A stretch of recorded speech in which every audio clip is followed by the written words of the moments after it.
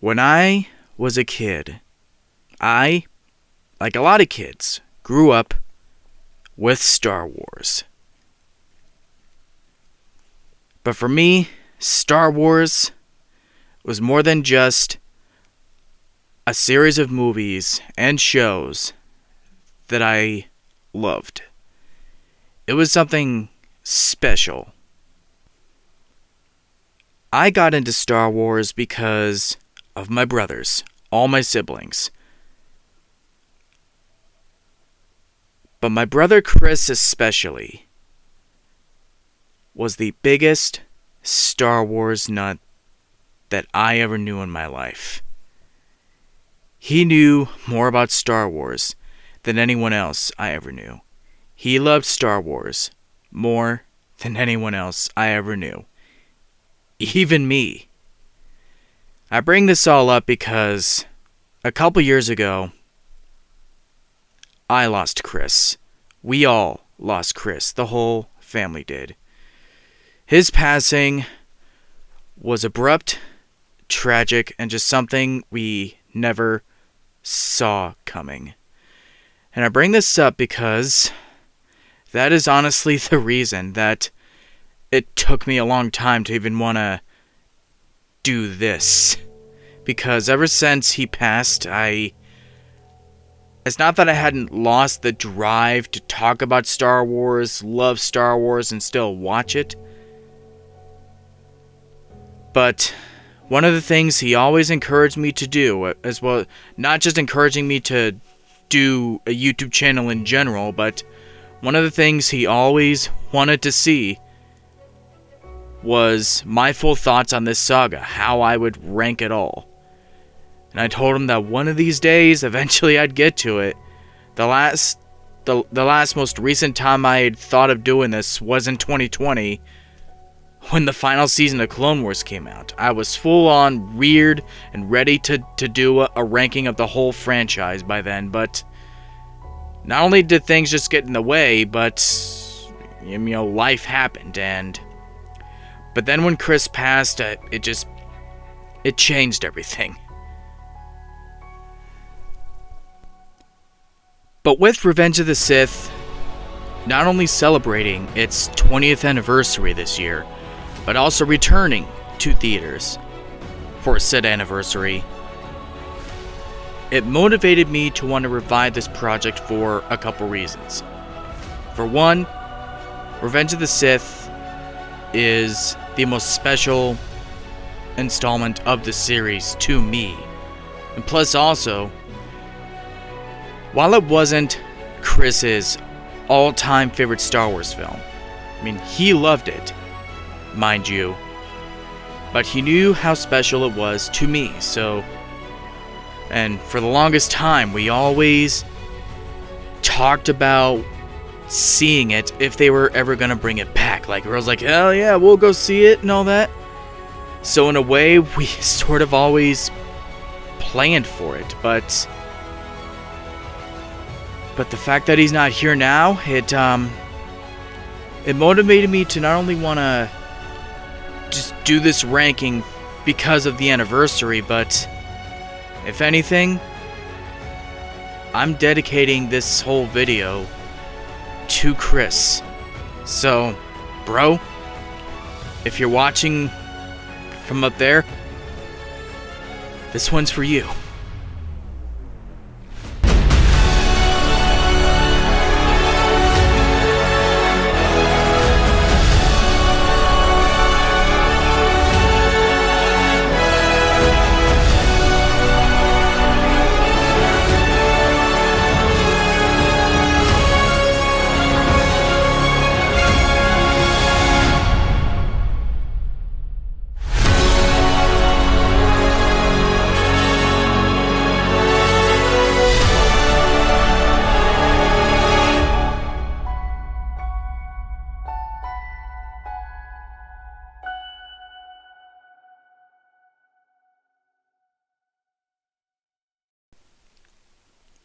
Now, before we get started, I do need to preface a few very important things.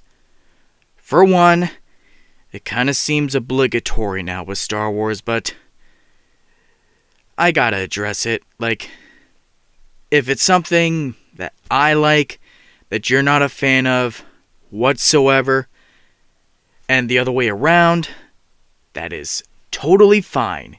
You are free even to comment down below why you disagree, either way, with some of the opinions that I'm about to state in this ranking. Although I will say, none of this applies to certain people that I do know, as far as my viewers, some of my friends and family. Y'all rock, you know who you are. None of this applies to you. I know how you work, so I don't need to worry about y'all going nuts. But everyone else, I do have to point it out. So again, if you disagree on either side of the spectrum, that's totally fine. Comment down below your opinions, your rankings, your thoughts, and just keep it civil. Now the other thing. As far as how this ranking is going to go, I am actually going to be omitting certain installments from this list for specific reasons. For one, Star Wars Resistance will not be on this list because, for one, unless memory serves me ill, it was canceled, so it did not get to complete its intended story arcs and wrap everything up, so I felt it would have been ill-advised to include it on this list, although I will admit, if I did have it on this list, it wouldn't be very high.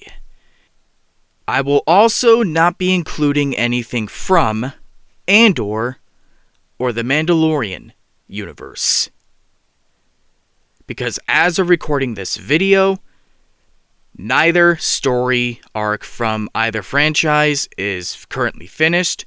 Andor is yet to have its second and final season. And with the Mandalorian, we are getting the movie next year that will be wrapping up everything that is tied to Mandalorian, as far as the Mandalorian, Ahsoka, Book of Boba Fett. All of that will be wrapped up with the movie next year. So as of now, it would have been ill-advised for me to include all these in the ranking when the storyline is currently left unfinished. Now you're probably wondering, well, why didn't you just wait for it all to be finished so you can include them in the list? Part of me wanted to, but at the end of the day, again, this is the 20th anniversary of Revenge of the Sith, which is such a special movie to me, and I just wanted to capitalize on that timeline. And plus, if anything, it honestly, as far as the storyline, makes things easier, if that makes any sense. So, but keep it in mind though, I will say though, I love Andor, and there's a lot of the Mandalorian side of things that I do love, but there's also some stuff that I don't like that much, so I'll leave it at that. So, with all that put into context, let us now get into it. Fucking pray for me. This is my ranking of the Star Wars Skywalker Saga from worst to best. May the Force be with me. Alright, let's rip off the Band-Aid. In dead last, we have Star Wars Episode 9, The Rise of Skywalker. Oh boy. Now, before I tear into this movie and just get into why I hate it with a passion, I do need to preface a few things. One, I used to love this movie. I loved it when I first saw it in theaters with my brother. And if there's anything positive that I will genuinely take out of this movie, and I'll just say this for the whole sequel trilogy, is that despite all the mishaps, the missteps and all that, the one collective positive thing that I will take out of this trilogy is that at the end of the day, I still got to see new Star Wars movies in the theaters with my brother. Something I honestly never thought I'd get to do, but lo and behold, we got it. And there are some genuine good memories I have from seeing this in the theaters with him. I remember, because we theorized about every film of the new trilogy, and I will admit, like, one of my favorite memories from seeing this movie the first time was because we were theorizing about, like, who's Rey going to be and all that. Like, I was dead set on her being a Kenobi and all that. So when the movie came out, I was like, oh, you're Palpatine's granddaughter. I was all, what? And then Chris was sitting next to him, and he went all, wah, wah, wah. I love it. And I will even give credit to the film itself. There are still some things that I genuinely like about it. Like any Star Wars film, it has good acting, good visuals, and on its own merits, I enjoy the action. I can just sit down and enjoy it as fun popcorn action, especially the final battle at the end with Exegol. I admit I do get some fun of seeing this giant armada of Star Destroyers fighting against this small little fleet and all that, but yeah, it's superficial, yes, but I do get some fun out of that. And I do gotta admit, for as much as there are genuine individual things in this film, individual moments and all that I do like, if I had to point out one genuinely good scene, like a whole scene in this movie, I gotta point to Kylo Ren's redemption. When I first saw this moment in the theater, it honestly made me cry. Like, not only from seeing Harrison Ford again and all, but I loved how they mirrored it to his moment in The Force Awakens. I know what I have to do, but I don't have the strength to do it.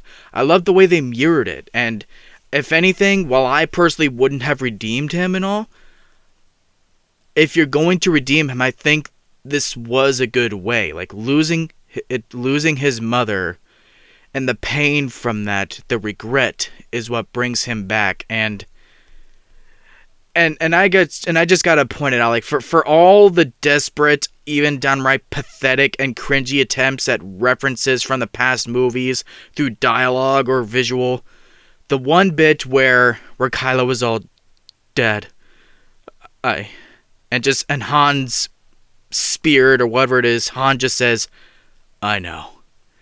Like, yes, it's a clear reference from the past, but the way they did it, I genuinely liked that reference. It's the one reference in this movie that I genuinely feel had some heart behind it. Like it wasn't just, but, oh, you remember that line from the past movie? No, it felt like it genuinely had a meaning to it. And God, I'm trying not to cry now, but seriously, that was a genuinely great scene. And if anything, despite how much I hate this movie now, that is still a scene that I genuinely like.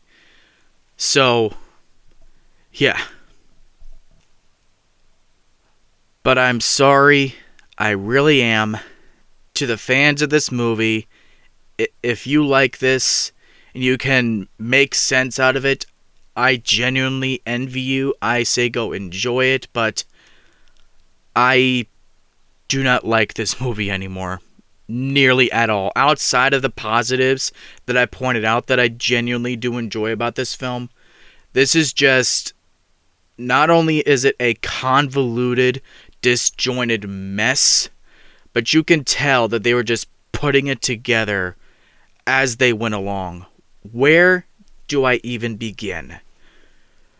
For one, as far as the argument that it full-on retcons everything about Last Jedi, discards everything about it, I wouldn't say it does that, but you can tell that there is a deliberate attempt to kind of sweep that aside and be like, okay, that happened, but we're gonna do our own thing. For one, you had a perfect opportunity for Kylo to be the big baddie of this film, to be the villain. That was the whole point of killing off Snoke in the previous film. He just had enough of the bullshit. He's gonna take control, and now it's his time to shine. But nope. You had to bring back Palpatine, which we'll get into that in a little bit, which on its own was desperate, and he just becomes someone's lackey for all intents and purposes. I mean, yeah, he's planning to backstab him and still take the throne on Exegol and all that, so in a way he's still trying to sway Rey to his side, but you still could have had that side of things, but still have him, like, fully be the antagonist. That was the whole point of the ending of the last film. And then you just have the return of Emperor Palpatine in this, which I'm sorry. This is why this film to me is the worst one, at least one of the many reasons, because just the way that the story goes, it makes it feel like this film was the third film off of a completely different trilogy story-wise, where we didn't even see the previous two films leading up to this. I mean, whatever that trilogy is, must have been an amazing trilogy if this was the lead-up and the end game and all that. Well, clearly not, because it's still horseshit, but you get what I'm saying. Hardly any of this feels like it barely connects to anything else at all. Like, I mean, yeah, they killed Snoke and all. They tried to make like, oh, Palpatine made Snoke and he was behind it all from the beginning, but what makes it not work is that Palpatine's return is not even explained.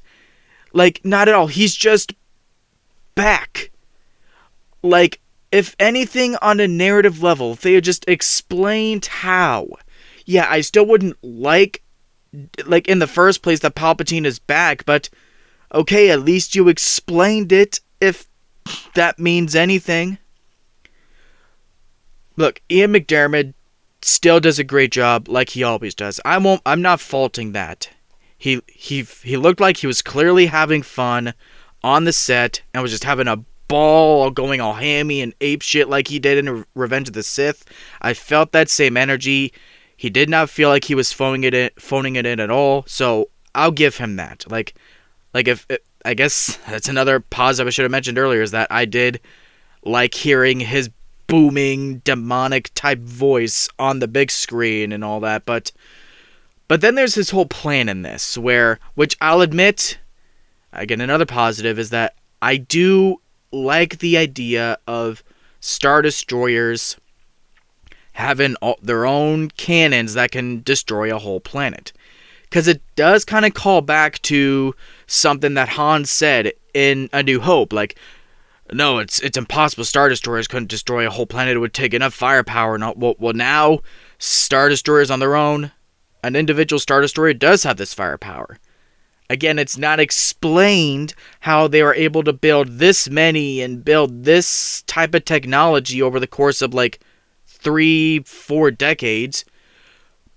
But on paper, I do like the idea. I do, granted, if it was explained more and all that built up to more, if this generally was their endgame with these Star Destroyers, I could have gotten into it more, but just on paper, I will say, as a final threat in the final Star Wars movie, I'm down for it. This is a good threat, and I'm behind it. It's just the fact that it wasn't in any of the other movies, and again, they didn't build up to it, so there's only so much I could enjoy it, but on its own, I do like it enough. But as it stands, it's, like everything else, it was poorly explained, poorly built up to, and was just a mess. And then there's Rey in this movie, which I don't despite the whole Palpatine twist, I don't necessarily think they assassinated Rey's character or ruined her character overall. For one, Daisy Ridley is still incredible in this film. If anything, I think this might be the best she's done in the whole trilogy. And I do like that even on a character level, again, despite the Palpatine twist, is that she still perseveres through it. She won't give in to the hate and all that, and she just gets shit done. I like that. Like, I do like Rey's character in this movie, despite all the bullshit, but here's the thing.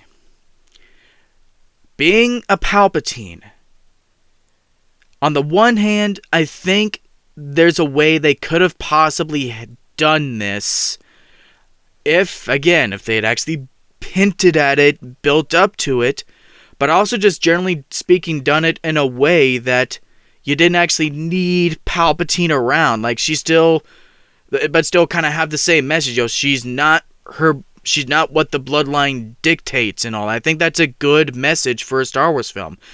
Some things are stronger than blood. Never be afraid of who you are and all that. You're not, in this case, you're not a bad person despite being related to the most despicable person in the galaxy. But not only do they dick over that message at the end of the film, which I'll get to in a minute, but it doesn't make sense, because the last film, whether you like it or you hate it, I get it, but they were deliberate in where they wanted to go. Like, she doesn't need to be related to some big shot in the galaxy to be this hero and all. Heroism can come from anywhere. I think that's a better, more genuine message that can come from a Star Wars film, and at the end of the day, that's what I wish they would have followed up with. And I think no matter what the story of a third film is, I think you could have easily kept that going in this movie. But the worst part about this whole twist is the implications. While I said before, I think there's a way they could have worked with it without actually having to have Palpatine back in the fold, the way that the film dicks over all the potential of this message just pisses me off for two reasons. For one, much like just having Palpatine back in the fold in the first place, it completely dicks over Anakin's sacrifice. Because if you really think about it, yes, Rey's a good person. She's not going to be how her grandfather was. Okay, great, cool. I'm not criticizing that, but if you think about it, and a lot of fans have criticized this, but I gotta say it also. At the end of this film is called The Rise of Skywalker, and yet all the Skywalkers die. And I don't care. She can say Rey Skywalker all she wants, but at the end of the day, it's still a Palpatine that outlived the entire Skywalker lineage and is now out there in the galaxy, outliving the Skywalkers. Fuck that. Fuck them for doing that. So just Anakin's death just means nothing now, huh? That's how it is? Yeah, cool. Great writing, Kathleen. Awesome.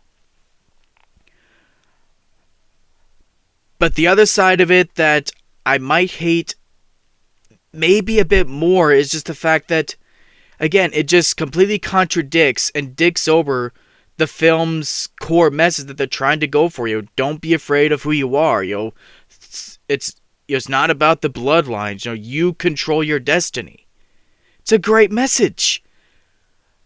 But as soon as you have Rey go all, oh no, I'm Rey Skywalker, what the fuck was the point of the whole message then? I mean, yeah, I can sort of, maybe I get what they're going for, like, oh, they find out that she's a Palpatine and all that, she's related to that dude. If that's what they're going for, yeah, but still, you had a great message. You had it. But nope, because it's Disney, we gotta go the safe route, we have no balls. But yeah, that's the long and the short of it. This is the worst Star Wars film, installment, thing in the entire franchise to me. It not only panders to all the butthurt people who bitched about Last Jedi, but it tries to do way too much with way too short a runtime, which I honestly cannot fathom how they ended up shooting a 3+ hour movie, and yet 2 hours and 21 minutes is what they give us. Like, seriously, really, guys? You seriously thought that 2 hours and 21 minutes was going to be enough to wrap up every single character, every single arc, every single plot line from every previous film and show, whether it be relevant or not? You think you could wrap up all of that satisfyingly and give satisfying closure to everything? You think you'd have enough room to do all that in such a short runtime? Avengers Endgame, the same year this film came out, had 3+ hours to wrap up everything, and it was satisfying. I don't care if you would worry about not getting as many showtimes in the theater with a longer runtime. I mean, look at what Return of the King was able to do also. Nearly 4 hours long, and it made $1 billion. And not only that, but it had the time to be able to wrap up every single thing. Yeah, you would have needed another extra half hour to show how the galaxy is resetting itself now that the First Order is destroyed and all that. It would have been worth it so that you could provide the closure.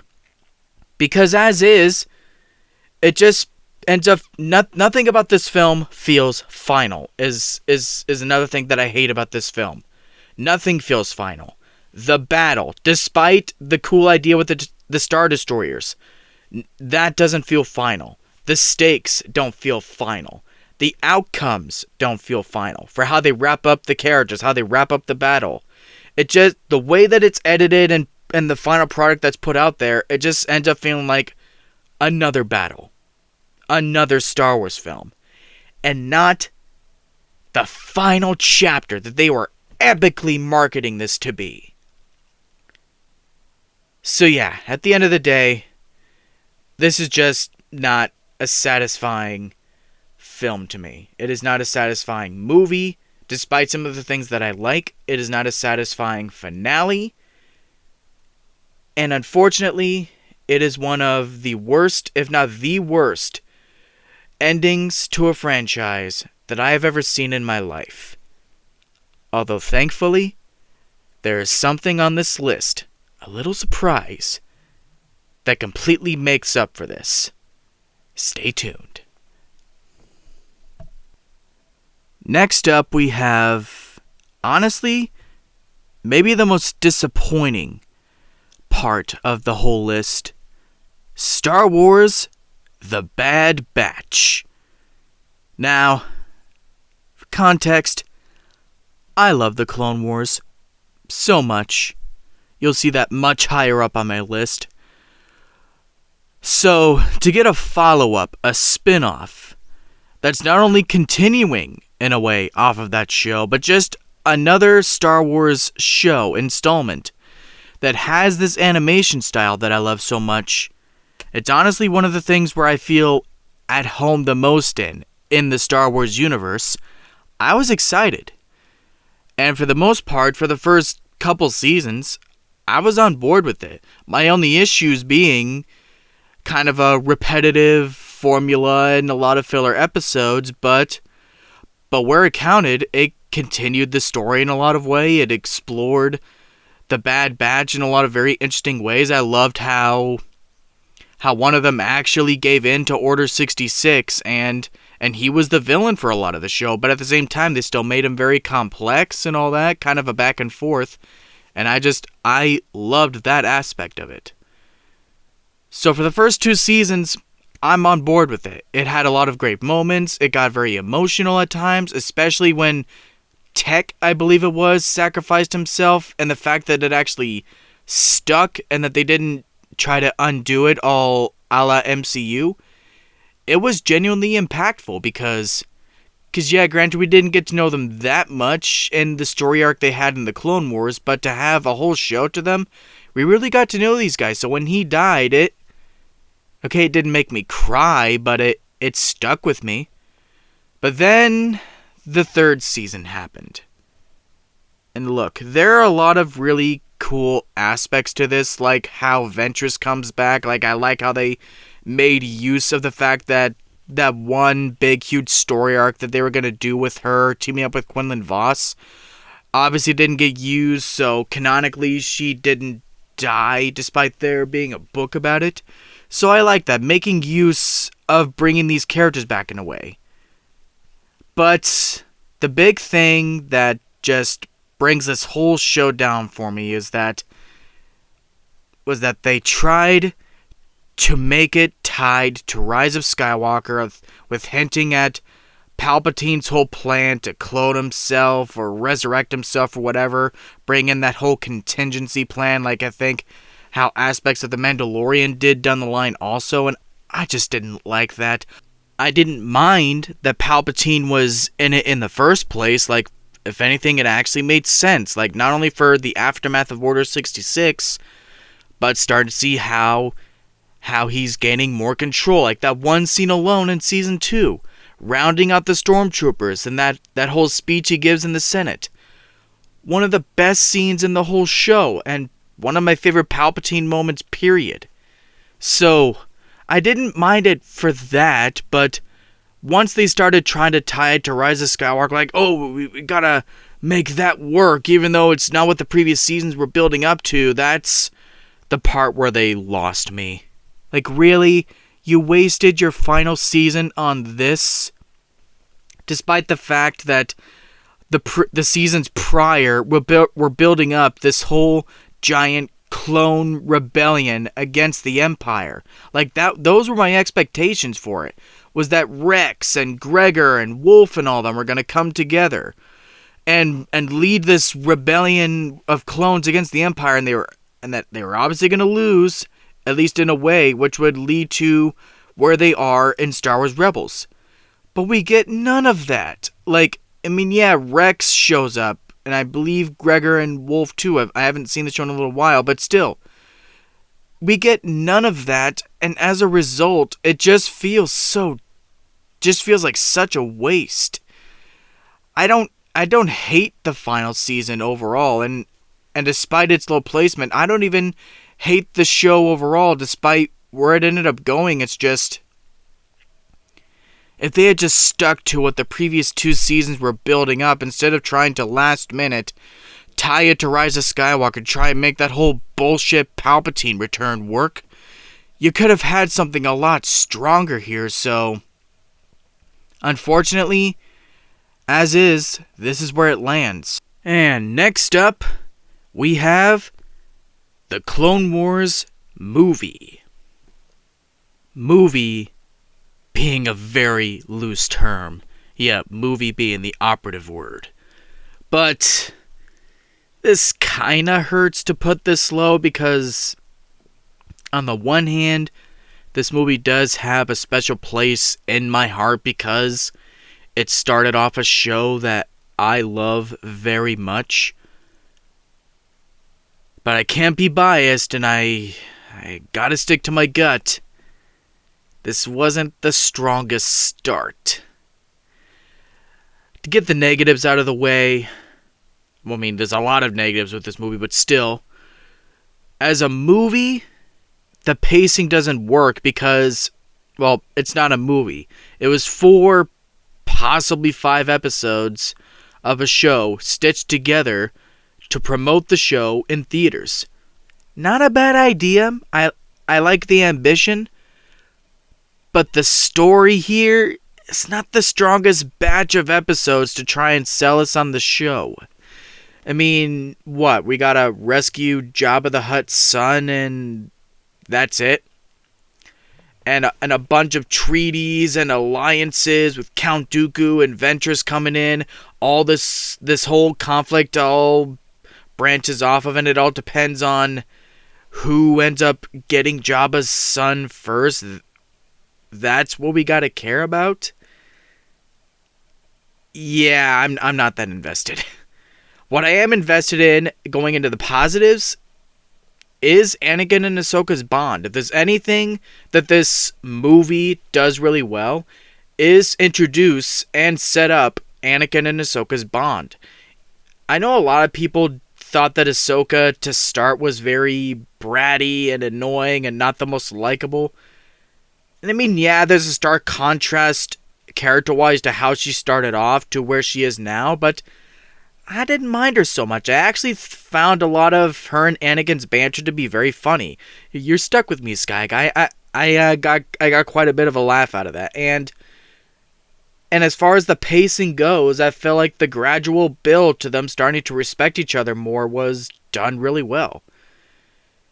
And even the rest of the story, the action isn't too bad either. Despite what the whole conflict is, there's some good action in this.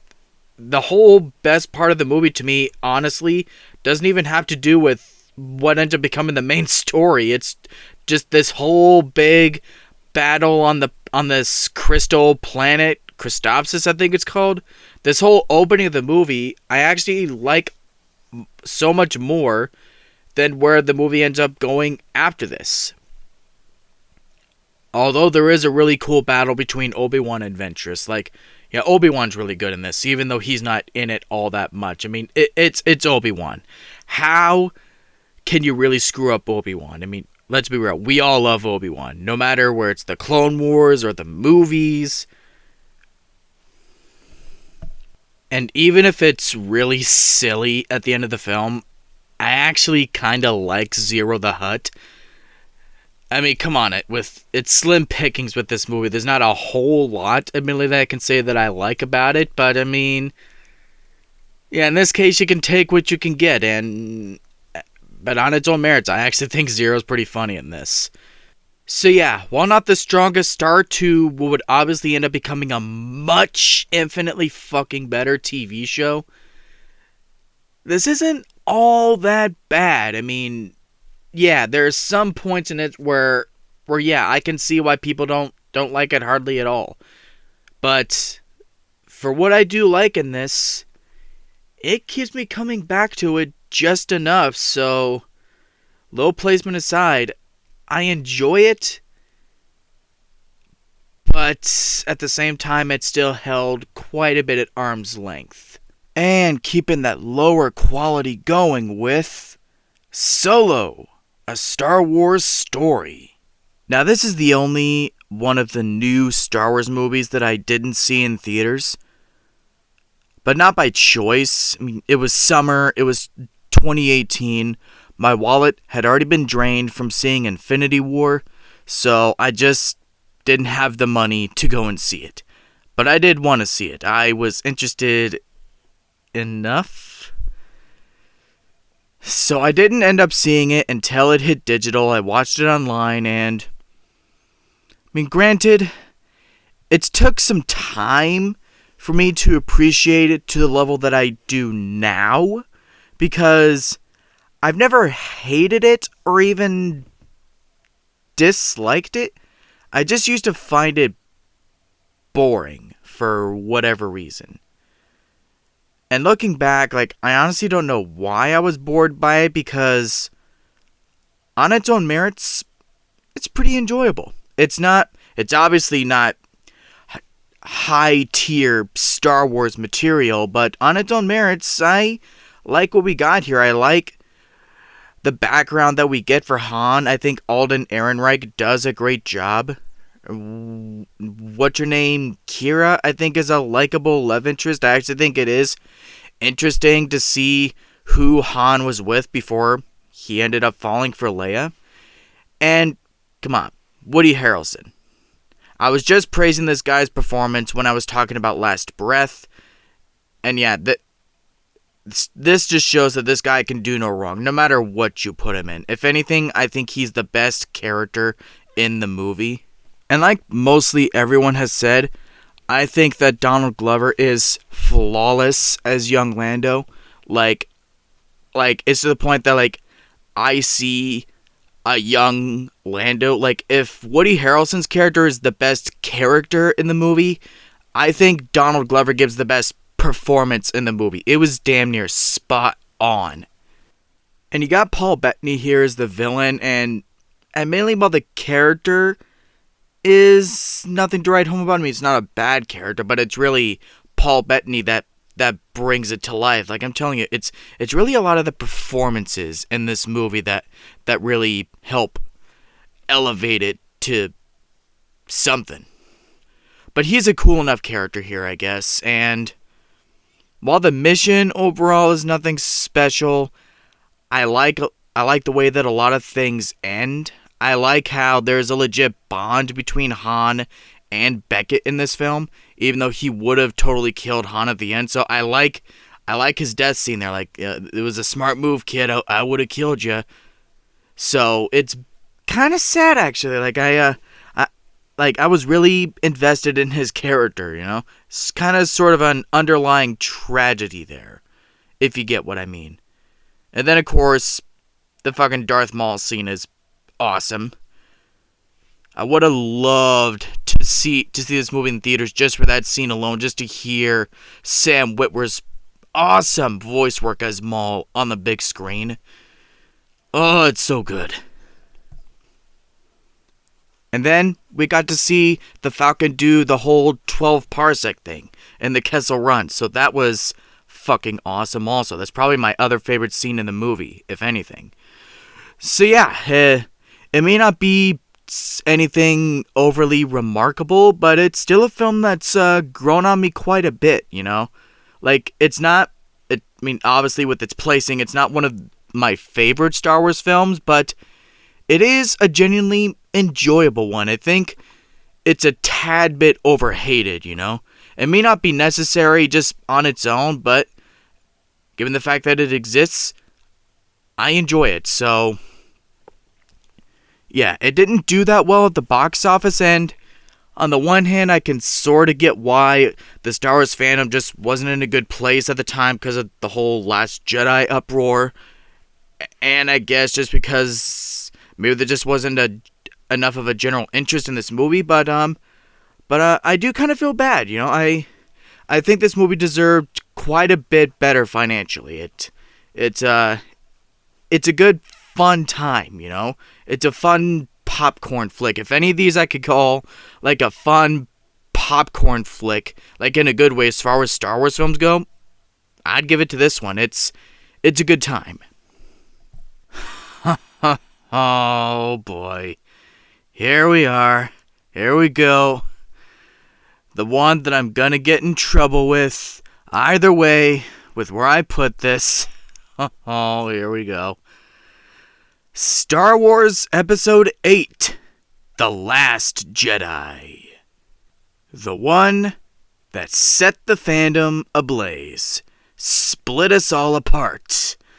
Some of the most passionate, either side you look at it, some of those passionate defenders, some of those passionate haters of any film and any franchise that I have ever witnessed. And where do I stand on it?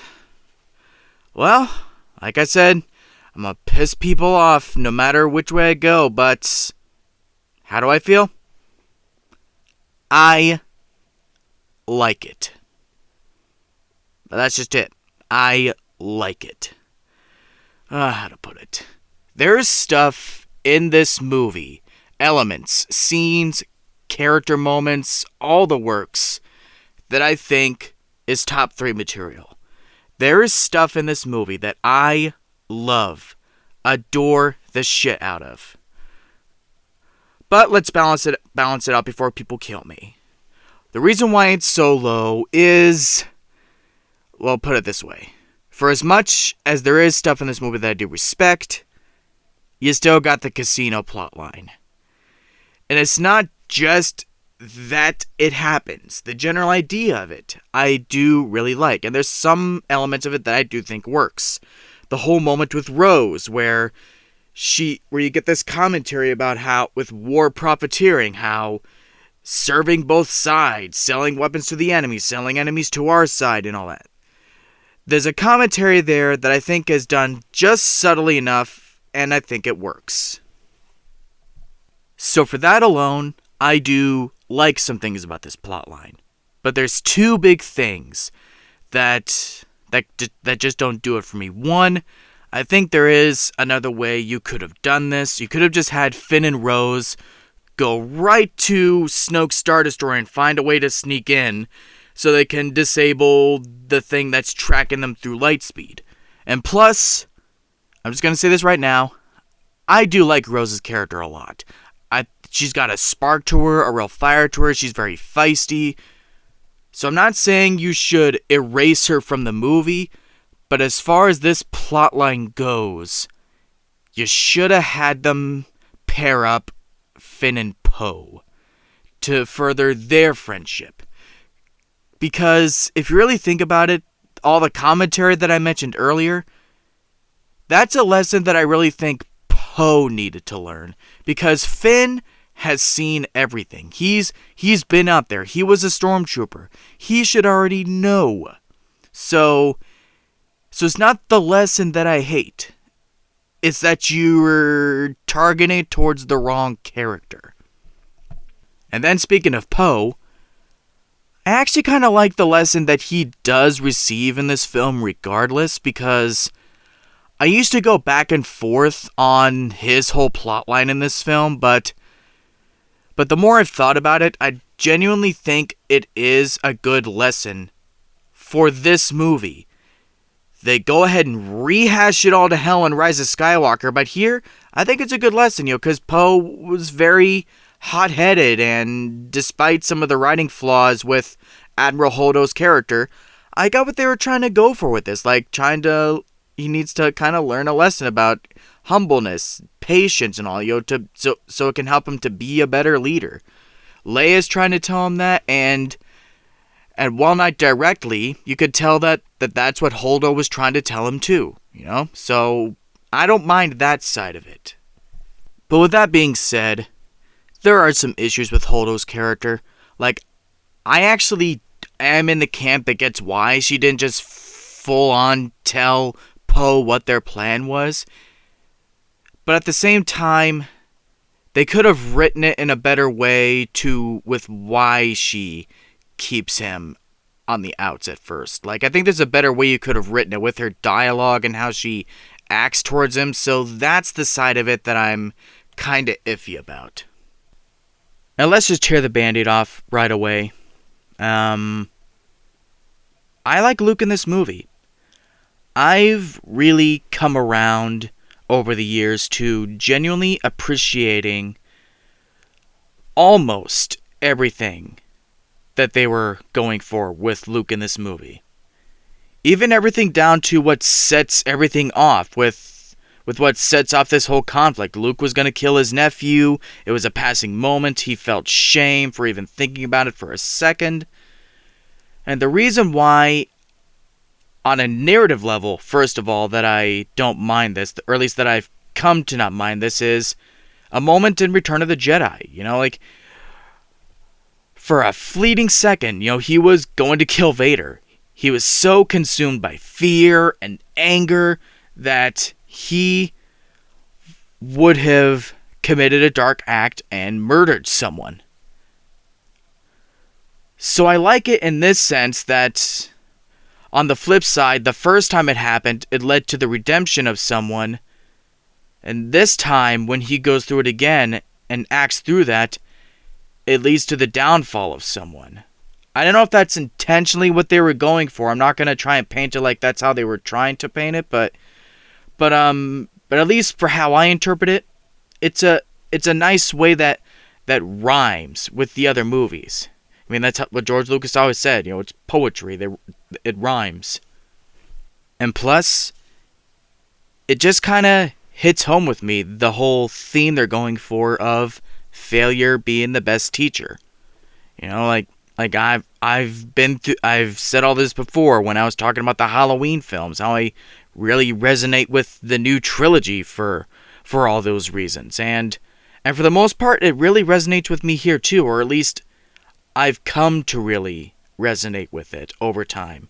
And that's why not only the scene with Yoda is one of the absolute best scenes in the movie.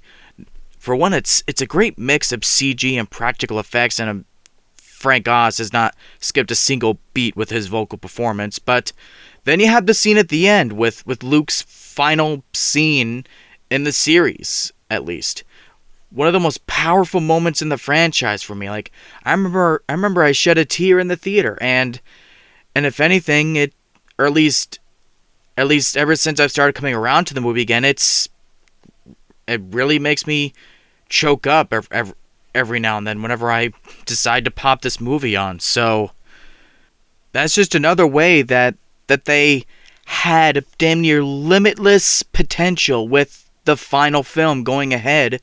Luke's gone and all that. Like, he's at least not around physically anymore. I actually think that was, again, once I've started to come around to it, I think, man, that was such an interesting idea that they really could have taken full advantage of. Like, the hero that they all want and needed to come back isn't around anymore, so it's all up to them on their own to take on the First Order. It's all up to them. Like, Luke really inspired hope in the galaxy again. And again, chalk that down to Rise of Skywalker for being one of the many things that they damn near wasted and didn't explore nearly enough as much as they should have, but I've already went over that bullshit. And then there's Kylo Ren, my absolute favorite character in this movie.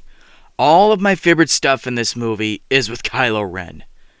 For as much as I do like the new, unexpected route that they were going with Luke in this film, the Kylo Ren stuff is the stuff in this film that I love the shit out of, dude.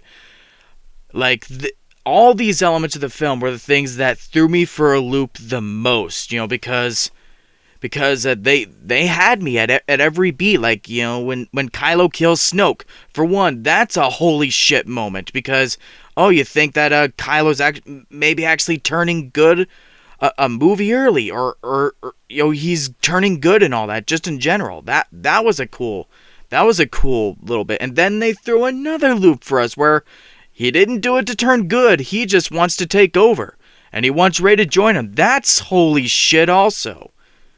And again, Rise of Skywalker fucked it up, but we're talking about it here.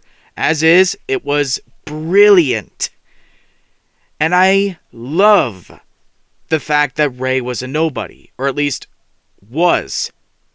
Fuck you, Rise of Skywalker. But I do, man, I love that reveal because it's genuinely a powerful message that they could have stuck with.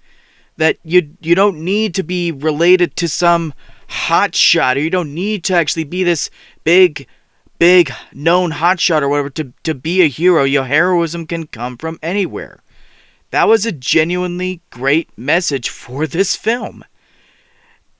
And genuinely speaking, if any way to throw the rug from under us and subvert our expectations, and not just for the sake of subverting expectations, but for how it works narratively, I think that was the absolute best route they could have gone, as far as something unexpected, but something narratively that they can actually work with. They didn't after this film, but still, the seeds were planted here. Oh man, they could have done so much with this. And that's just why, especially after souring on Rise of Skywalker like I have, that I just ended up coming around to this film, is that for all its flaws, for all of its faults, their hearts were in the right place, man. Like you could argue all you want at the end of the day, like, oh, did they need to be so subversive and so avant-garde? Yeah, we could argue that, and I can see where you're coming from, but I'll take bold and subversive, and at least in my opinion, mostly really succeeding, over something like Rise of Skywalker that is just so soulless and aimless and just so desperate and pathetic the way it is, and just so unafraid to take risks and just stay in the comfort zone of the same old familiar tired tricks at this point. So yeah, point goes to Last Jedi in this instance. I'm sorry, and on the one hand I'm not sorry, but at the same time, I'm sorry. This is just where it lands. Alright, by this point in the list, I've been negative to mixed mixed leaning positive. But from this point onward, I'm positive on everything else. Yeah, some things are obviously still much better than others, but from here on out, I fully like and enjoy everything else upward. So next up, we have the one, the only, the one that started it all, chronologically started it all. I had you there for a second, didn't I? Star Wars Episode 1, The Phantom Menace. Now, I don't know about y'all, but, and this is gonna go for the whole prequel trilogy, by the way, but I've always enjoyed this movie. Like, always. Because there was a time, before I had access to the internet, before I knew about the fandom, the various responses of the fandom, where I just had my own little world, my own little bubble, where I just enjoyed all these movies. When it was just the original 6, I've always enjoyed it. Yes, there are aspects of this movie that are better than others, but where I think the film really shines, and honestly, I know it's something a lot of people complain about, but it's the craftsmanship from George Lucas. He had an idea from start to finish where he wanted to take this trilogy, and I really feel the heart and passion in his execution. You may not like story-wise, or maybe with the writing or the effects or whatever, but this is fully what he wanted to do. And honestly, a lot of the things that the people don't like about this movie, I really don't mind. And this is going to shock a lot of people, but even as a kid, and especially now, I enjoy a lot of the political scenes in this film, because this whole trilogy is meant to showcase the rise of the Empire, how Palpatine was able to orchestrate all that. And I really think that with all the political angles that this movie takes, with all the scenes in the Senate, all the talks, it's important to show how Palpatine was slowly able to take control. Again, fair game, you just may not like it anyway in the first place or whatever, but the point is that the idea was always there. And honestly, I'm not even that annoyed by Jar Jar either. Yes, there are quite a few scenes in this movie where he can be annoying, but honestly, what saves the character for me is the third act. I mean, yes, it's playing it to his clumsiness and all that, and the fact that even when he's being clumsy, he's still getting shit done, but you know what?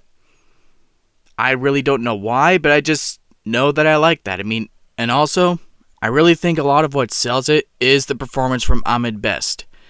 I mean, not putting aside the fact that a lot of you assholes out there went and harassed the dude, nearly pushed him to suicide. I mean, what the fuck? But that aside, hate the character all you want, but don't go after the actor. Simple as that. But regardless, I do enjoy Jar Jar. Now, another thing I'm really gonna defend, and man, y'all gonna be mad as hell, but I love Anakin in this. And just getting straight to the point, why do I love Anakin in this? Because not only does Jake Lloyd do a fantastic job with his performance, but right on to that, I like that Jake Lloyd portrays him as just a regular kid. I mean, yeah, he's force sensitive, he's wise beyond his years and all that. There's a lot of stuff he can do that a lot of normal kids wouldn't be able to do. But as far as his demeanor, his mannerisms, the fact that he does have the force and all that, they're building up this whole chosen one thing. What I like about it is that, again, he's just a regular kid, you know? Because he's lived his whole life away from the Jedi. You know, the Jedi weren't able to detect him because him and his mother were enslaved and all that, way out there in the galaxy. So he's not. I think it would have done the character a disservice if Jake Lloyd was directed to play it all stoic and, you know, wise and all that stuff. But no, it feels more. It feels more genuine and heartfelt. The fact that, again, he's just playing it like a regular kid, and the bond that he has with his mother is really sweet. Like, Like, these two, like this whole section on Tatooine is like not even an hour or so, and we already get a fully fleshed out, developed relationship between these two. So when Anakin has to leave, like halfway through the movie, it is genuinely heartbreaking, and you really feel for this kid. So that's one of the parts of the movie that I will dead ass say was executed great. And on the one hand, while I do really like the bond that Anakin and Qui-Gon have, I mean, for one, Qui-Gon's like such a fucking awesome character. Oh my god. But I do get where people are coming from. You know, we wanted to see the friendship between Anakin and Obi-Wan set up from the beginning. But I will bring this up later as to why I think it ultimately works, but I get why people think that. And man, just when you thought that awesome pod race sequence was going to be the best part of the movie, then we get the whole third act. Like, I'm not just talking Duel of the Fates, we'll get to that in a second, but the whole third act. I like how every aspect of it is used. I like how Padme herself returns to her planet to free her people. That's an awesome character. She's really showing her worth as a queen. She will fight for her people.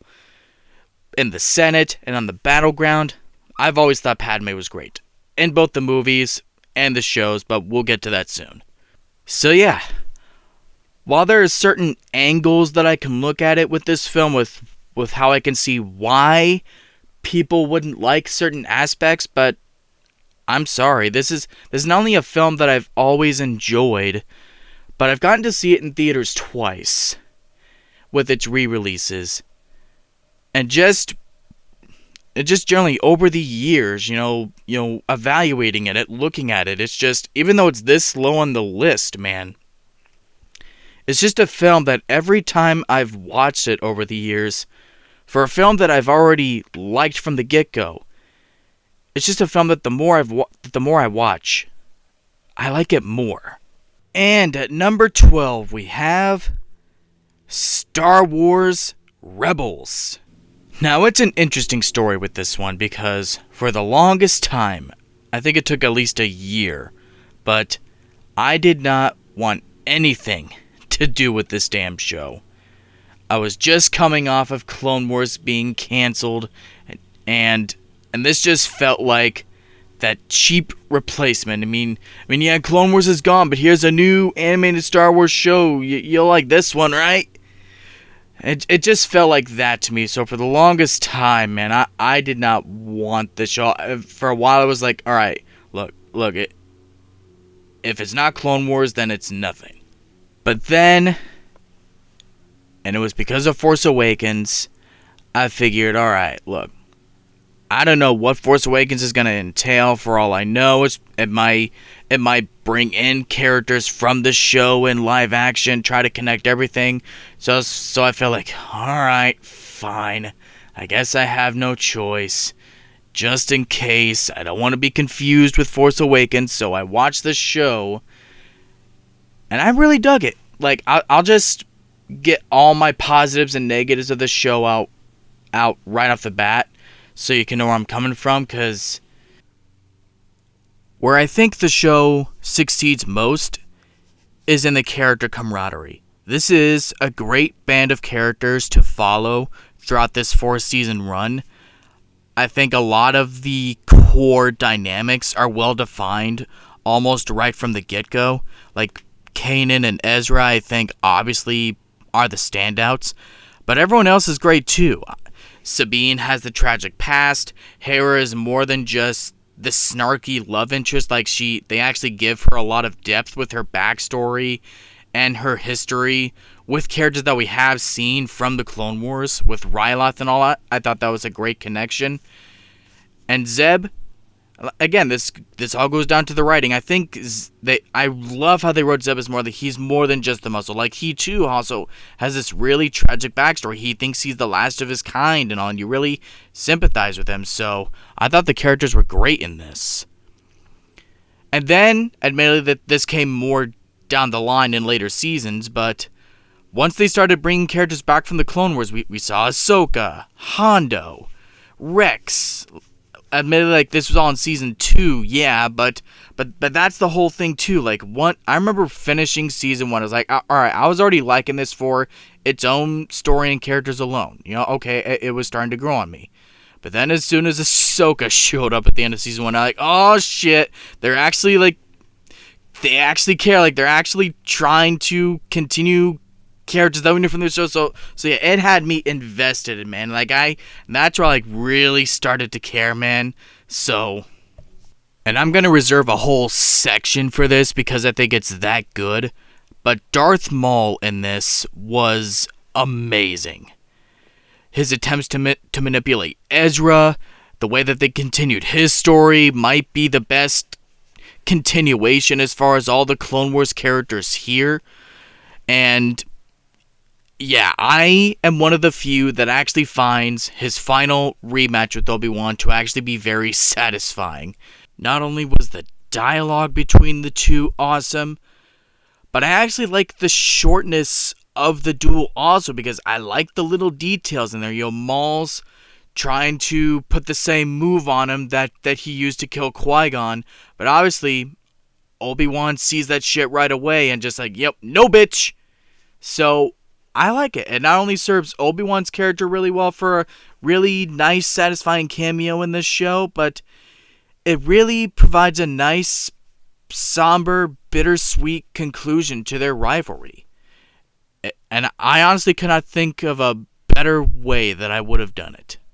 And then the ending of the show, or pretty much the whole final season, I'll just say, was really great too. I mean, yeah, you could tell it like a sort of small scale, like, oh, we just gotta save Ezra's home planet. Seems rather small scale, especially for a show that was serving as a sequel to other things and all that. But again, goes all down to the writing and all down to getting to know these characters over the course of pretty much 4 years. So I think it worked just enough.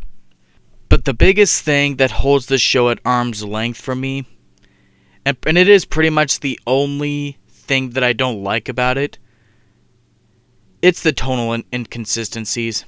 Like, because you remember how dark, violent, graphic, and grimy Clone Wars could get? I mean, yeah, that wasn't just the mere violence, wasn't the whole point, but going from that to this show and seeing the scaled down tone and all, like, cutting from every death and all that, like, very Disney-ified and all that, it really hurt this show to an extent. Not enough to kill the whole thing, obviously, but so yeah, it is a very glaring issue. Like, and I honestly feel that, again, with how great the writing and the character dynamics and the overall story is, if the tone had matched well and was anything close to what the Clone Wars was, I honestly feel that this could have shot up maybe a good 3-4 spots. But as is, despite the tonal inconsistencies, everything else that works about the show really makes it work and helps it to stand out amongst a lot of the other things here. So not great, but definitely a good attempt to tide Clone Wars fans over at a time when it felt like that show was done. But all around, just a really good show. I was so pleasantly surprised by it. And up next is Star Wars Episode 2, Attack of the Clones. I love this movie. Like, straight up, I'm just gonna say it. I love this fucking movie. Much like Phantom Menace, while there are certain things, obviously, that I can get why the fans would be annoyed with, especially one certain element in particular, I'm sorry, I'm gonna be the guy to defend it. For one, I'm just gonna say it, Hayden Christensen, I think he's fantastic in this. He's obviously much better in the next film, but I think he was incredible here. Because let's just think about it for a second. People's biggest complaint with Anakin's character here. How creepy he is, how creepy he comes off and all that, not just with the acting, but with how the character is written. But let's just think about it for a second. The Jedi Order is a group of people that does not allow or encourage romantic love or any attachments of any kind. So it makes perfect sense why Anakin would be like this. He spent like the last 10 years of his life away from everyone he's ever known or cared about. From his mother, from Padme, and even Obi-Wan, his best friend, his mentor. Not exactly going to be giving him any advice on how to get any women or anything like that, just full commitment to the Jedi Order. So when Padme comes back into his life and all that, it fully makes sense why he's clumsy with his words, all awkward around her and all that. I've fully understood this even as a kid. So the execution of the So the execution of the love story in this movie has never bothered me. And then let's talk about the other thing. My absolute favorite part of Anakin's arc in this movie. When he loses his mother. Oh my god, dude. Like, to this day, it is one of the best performances I have seen any actor give in a Star Wars film. Not only when he's holding his dying mother in his arms, and then when he slaughters the Tusken Raiders who murdered her, and then the whole tirade he goes on towards Padme after he brings his mother's body back. Dude, that part especially. I thought Hayden Christensen was just giving absolute 110%. I've always felt for this guy. And not only that, it's also perfect foreshadowing for his eventual turn. You even hear a little bit of the Imperial March in there in a little bit of that scene. I think it's brilliant. So yeah, that's always been like my absolute favorite part of this movie. But even then, to talk about everything else, I think all the other plots are pretty good too. Like, what irony is it that Obi-Wan, my favorite character in the whole franchise, and he's not my favorite part of this movie? But make no mistake, he has a pretty awesome subplot too. I really like how much he's already matured since the previous film. He's got more snark, he's taken no one's bullshit, not from Anakin, and especially not in that scene with Jango Fett. I like how just straightforward and to the point Obi-Wan in this is in this movie. Like, it's one of the best Obi-Wan arcs in the whole franchise, in my opinion. Count Dooku is an awesome villain. Everything on Geonosis, outside of Anakin's arc, I think is the other best stuff in the whole movie. And once again, we see another layer of how Palpatine is slowly starting to take control. He now has emergency powers over the Republic. He gets to create an army. You see the little seeds they're planting, bit by bit, and I think it's brilliant. So, sorry to disappoint, but I know for a lot of people this is still their absolute least favorite of the entire franchise, but this is a movie that I have pretty much always loved. So, all I can really say is, you want to go home and rethink your opinion of this movie. I'm just kidding. Or am I? Alright. Kicking off our top 10 with Rogue One. No, I'm not calling it its full title. It's better as Rogue One. I'm sure a lot of people would agree. But regardless, man, what an interesting movie, wasn't this? Because I'm sure that me and countless fans had always thought, man, how did they get the Death Star plans? What happened there? And while we all certainly have pondered that for years, I'm sure none of us have probably ever thought, man, maybe you can make a whole movie out of that. Maybe there's enough actual meat on that narrative bone for a movie. Well, goddamn, what a movie they gave us. This, like, not just as a Star Wars film, this is, no holds barred, one of the best war movies I've ever seen. But talking about it as a Star Wars movie, it's probably one of the bleakest, grittiest, most mature installments that we've ever gotten in this franchise. And I think that given the subject matter, I think that's a very appropriate tone. This is a movie that shows us that even the rebellion themselves aren't that squeaky clean. They'll do some pretty morally questionable shit, even if it's for the greater good. And even on the side of the Empire, with Galen Erso's character, not only does Mads Mikkelsen give one of, if not possibly the most captivating performance of the entire film, but I think that on a narrative level, how they tie him into the fault in the Death Star's plan, with how they were able to destroy it, how he was the cause of that, he put that there intentionally. I think that's a brilliant choice. It's able to be done in a way that doesn't retcon or contradict anything. It's just still there, and I think it works. And while Jyn Erso and Cassian Andor aren't my favorite characters of the film, they are still capable enough leads, and I like them enough, and their backstories are both very interesting. Andor's backstory especially. He's been in this since he was 6 years old. He's been in the fight since a little kid. That's not something you see every now and then with a Star Wars character, outside of the Jedi being trained since infancy, but I digress. But I think the most tragic character of the entire movie is Saw Gerrera. If anything, going into this film, outside of the promise of seeing Darth Vader, he was the other character I was most excited to see. And while I was mixed at first at both the amount of screen time they gave him as well as the whole outcome for his character, I've come to really appreciate both.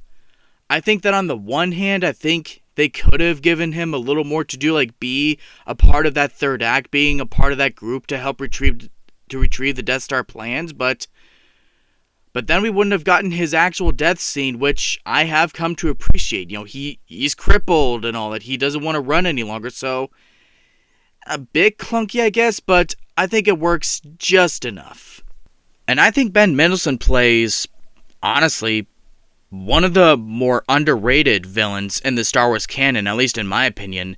And I think a lot of that goes down to both the performance from the actor as well as the writing of the character. He's just a sniveling little weasel who just wants to be the top dog. He wants to be in charge of this Death Star project. Which, I mean, granted, it was his idea, but I digress. But I'm sorry.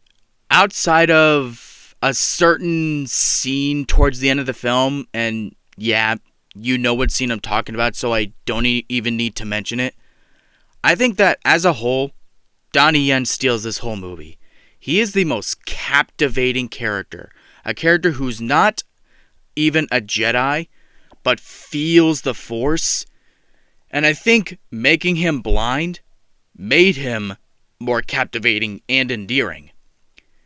And his death, I mean, the whole tragic angle of everyone dying in the climax, sacrificing themselves to get the Death Star plans to the Alliance, yes, but his death especially really hit me hard. I was really getting invested in the character.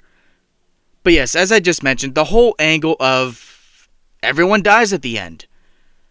But it's for a good cause. They sacrifice their lives to get the Death Star plans to the Rebel Alliance. I think that was an unexpected, albeit bittersweet, and even sort of emotionally satisfying twist. Like you're sad to see them go, but it was for a purpose.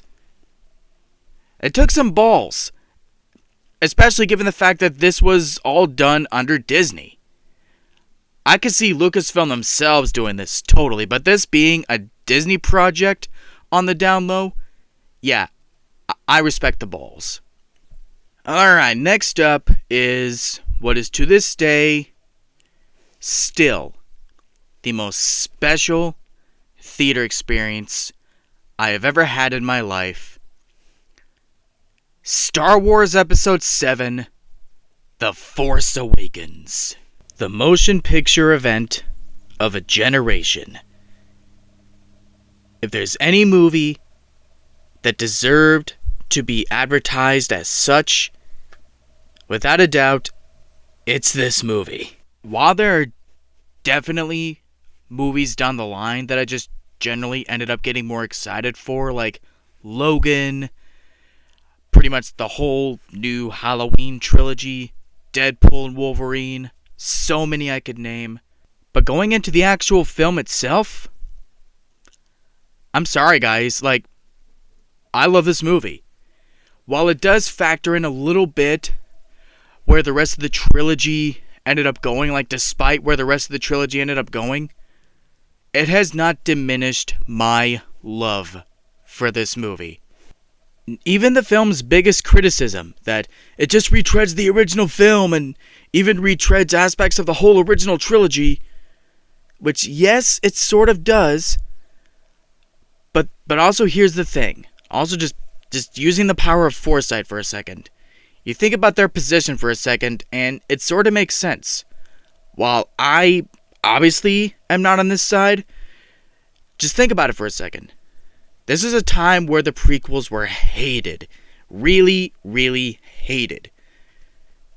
So while still keeping the prequels in canon and properly acknowledging them, they just wanted to show that while it ended up being a safe movie, they just wanted to show that, hey, we can do something for y'all that looks and feels like Star Wars. And I think that they succeed way more than they actually fail. I'm just going to get my pretty much only, like, really big criticism out of the way right now, and I'm sure everyone will agree. The creative decision to not have a scene together with Han, Luke, and Leia is baffling, and in a way even sort of unforgivable, despite how much I love the rest of this film. But I can see and even agree how people would be pissed at that. Like, that would have been like thought number one for me if I was doing this. But outside of that, a lot of the other criticisms I can actually sort of defend. Like the First Order, for one. How are they in power to this extent when the last time we saw the Empire that they were crumbled, they were defeated? On the one hand, I get it. It's clearly established that they are the remnants of the Empire. They gathered up over the decades, and here we are. But on the one hand, I can also see how we didn't see the specifics of that, like how did they build themselves up. But how I defend that also is, it's the first of the trilogy. I'm all for a little bit of mystery, a little bit of intrigue, like gee, how did they build themselves up to this extent again? And again, not factoring in how the rest of the trilogy actually went, but the intrigue was genuinely there for me. Like, okay, I'm down for waiting an extra movie or so for the answers. Like, let the intrigue sit with us a little bit. Don't give us everything right away. Like, give us a reason to keep coming back for the rest of this trilogy. So I was ready for that. All of the new characters are fantastic. I mean, yeah, Poe wasn't in this one as much, but his sense of humor and his personality endeared me to him really quickly, so I thought he was great even here with his minimal screen presence. But for all the talk about how this just does nothing but rehash plot points of the original trilogy, here we got Finn, a stormtrooper who turns against the Empire and joins the good guys. Save someone's life. Like, we've never seen anything like that before in this franchise. And again, not focusing on how it was severely underdeveloped in the next two movies, but here, much like everything else I've been saying, the intrigue was there, and I was so ready to see where they were going to take this guy, because he was the standout as far as the new cast. I loved his arc of how afraid he was to face the First Order at first. He just wants to run. But his feelings for Rey and how much he cares for her and seeing her determination to do good out there is what puts him on the right path. And it's one of the most heroic moments in the whole franchise, at least in my opinion, when he picks up that lightsaber and faces Kylo Ren. Man, I had chills during that scene. Chills like what I haven't had since the first time I had watched pretty much all the original 6 films. Rey is also a lot of fun in this film. Not only is the plot twist really effective, that she's the one who has the Force in this film, because a lot of the trailers and even the posters were showing Finn with the lightsaber. So we thought that's where they were going to go. So it legit threw me for a loop. The bond that she has with Han Solo, who I think is the best he has ever been in the entire saga, in my opinion. I like that father-daughter kind of dynamic they're going for, like the father that she never had. And I love how her motivations sort of mirror Finn's. Rather than just, only she just doesn't. And I love how her motivations sort of mirror Finn's. Only instead of just wanting to outright run, at the same time, she doesn't want to be involved with any of this. She just wants to go home. But the relationships that she builds over time with BB-8 and with Han Solo, and especially with Finn, like seriously, I think the choice to make him the one to lead the charge to rescue Rey from Starkiller Base was a great choice, and just a great way to plant the seeds for bringing his arc in this film full circle. And I'm of the small minority who actually thinks that Kylo Ren was interesting right from the very beginning of the trilogy. I like how they reverse it to how it was with Darth Vader, to where here we fully see that Kylo is constantly tempted by that pull to the light. And it's that pull to the light that just further fuels his need to want to prove himself to Snoke by any means necessary, which leads to the most heartbreaking moment of the entire film. I love his moment with Han Solo. I know what I have to do, but I don't know if I have the strength to do it. I love the double meaning there. Like, Han thinks that he means, like, I know I have to go with you, turn good, but I don't have the strength. Can you help me? But really, no. I know I have to kill you, but I don't think I can do it.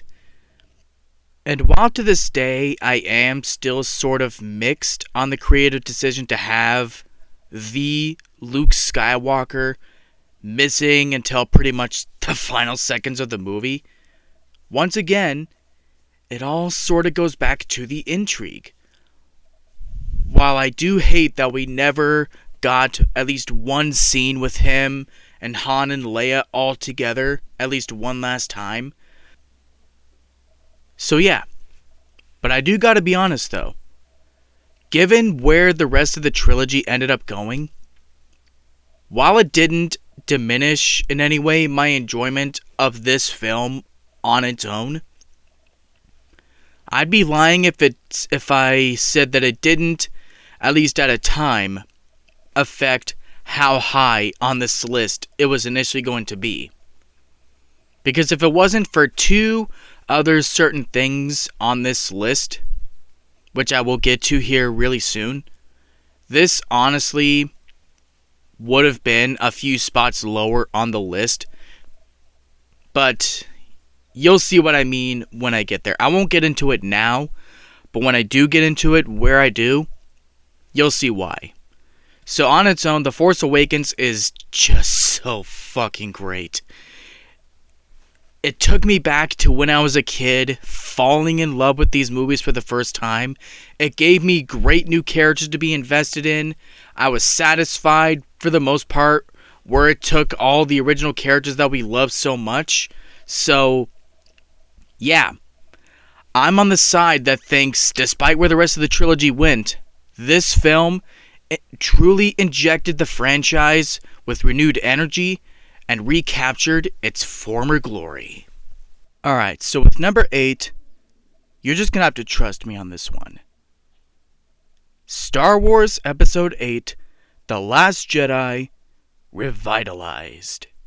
Alright, so the full backstory for this is, there's this YouTuber I'm subscribed to called Everest Productions, who makes these awesome Star Wars animations.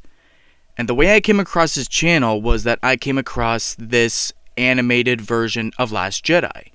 This dude went and did these full-length animated redos of both Episode 8 and Episode 9. And watching both of them, I liked them so much. Thought they were done so well, did so many things right, that these are the versions of Episode 8 and 9 that I will watch from now on.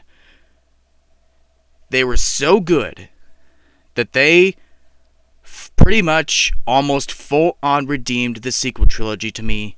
They were that good. Now, don't get me wrong, I've said before that I enjoy Last Jedi as is, and that is true. But this version just did so many things better. Now, to some, I could see how that doing something like this could just come off as spiteful towards the film as is. And honestly, I thought it was going to be that too, but after I watched it, I was impressed at not only with the acting and the improved writing and storytelling, but I was also impressed at how he was able to preserve all the core elements and themes, all the elements that made The Last Jedi at its most fascinating.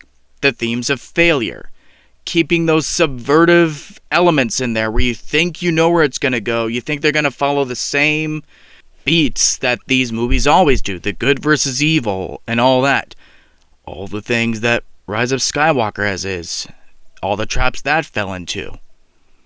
But no, here in this version, we see Luke leave the island to take on Snoke in person.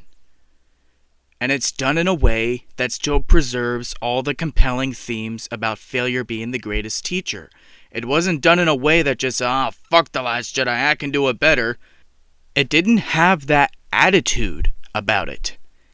And another thing that I really like about this version is that it fixed a big criticism that I had with the film, is that for as much as I do like the Canto Bight segment, and I like Rose as a character, here we get this whole new subplot and this whole new mission that focuses on Poe and Finn together, further developing their friendship. This version does mostly get rid of Rose, which admittedly I'm a little mixed on, but the ends justify the means. And plus, Captain Phasma gets developed a whole lot more in this version. Not just with her little rivalry with Finn. No, she on her own gets a lot of time to shine as pretty much now one of the main villains of this trilogy in this context. And not to mention, my other biggest praise for these versions is the world building feels so much better too. It feels more broader in scope like the other movies have. We see the Republic again. We see the daughter of Mon Mothma as Chancellor. We're back to Coruscant for a couple scenes. So we get that sense of history, this fully fleshed out, lived in galaxy again, which admittedly, we didn't get that feel in Force Awakens. So that also was a pleasant surprise. And as a result, with those scenes and those moments, it makes the threat of the First Order feel significant, like it's a big deal, and not all small scale like it admittedly does in the trilogy that we get. I could honestly gush for a long time about how good this version is, but all I can say is just go watch it. If the animation ends up looking off to you and maybe a bit unappealing, I personally didn't think, but if it does to you, just stick with it. It's worth it, if anything, for the improved writing and storytelling. I cannot stress enough how good these versions are. And if y'all are interested in checking them out, I'll even link Everest Productions' channel in the description down below, along with both of these versions. Go, check them out. Watch The Force Awakens as is, then go to these versions of Last Jedi and Rise of Skywalker. I can almost pretty much guarantee that it will feel like a much more cohesive trilogy. And how ironic that at lucky number 7 is the one, the only, for real this time, the one that started it all, the original Star Wars. And this is just that one. Every franchise has it. The one where, what can you honestly say about it at this point? It's like you're so nervous to talk about it because without the success of this sole film, we would not have this big, broad franchise that we love so much to this very day. Like, I honestly cannot think of a single flaw in this film. I love everything from the story to the effects, the characters, and the action.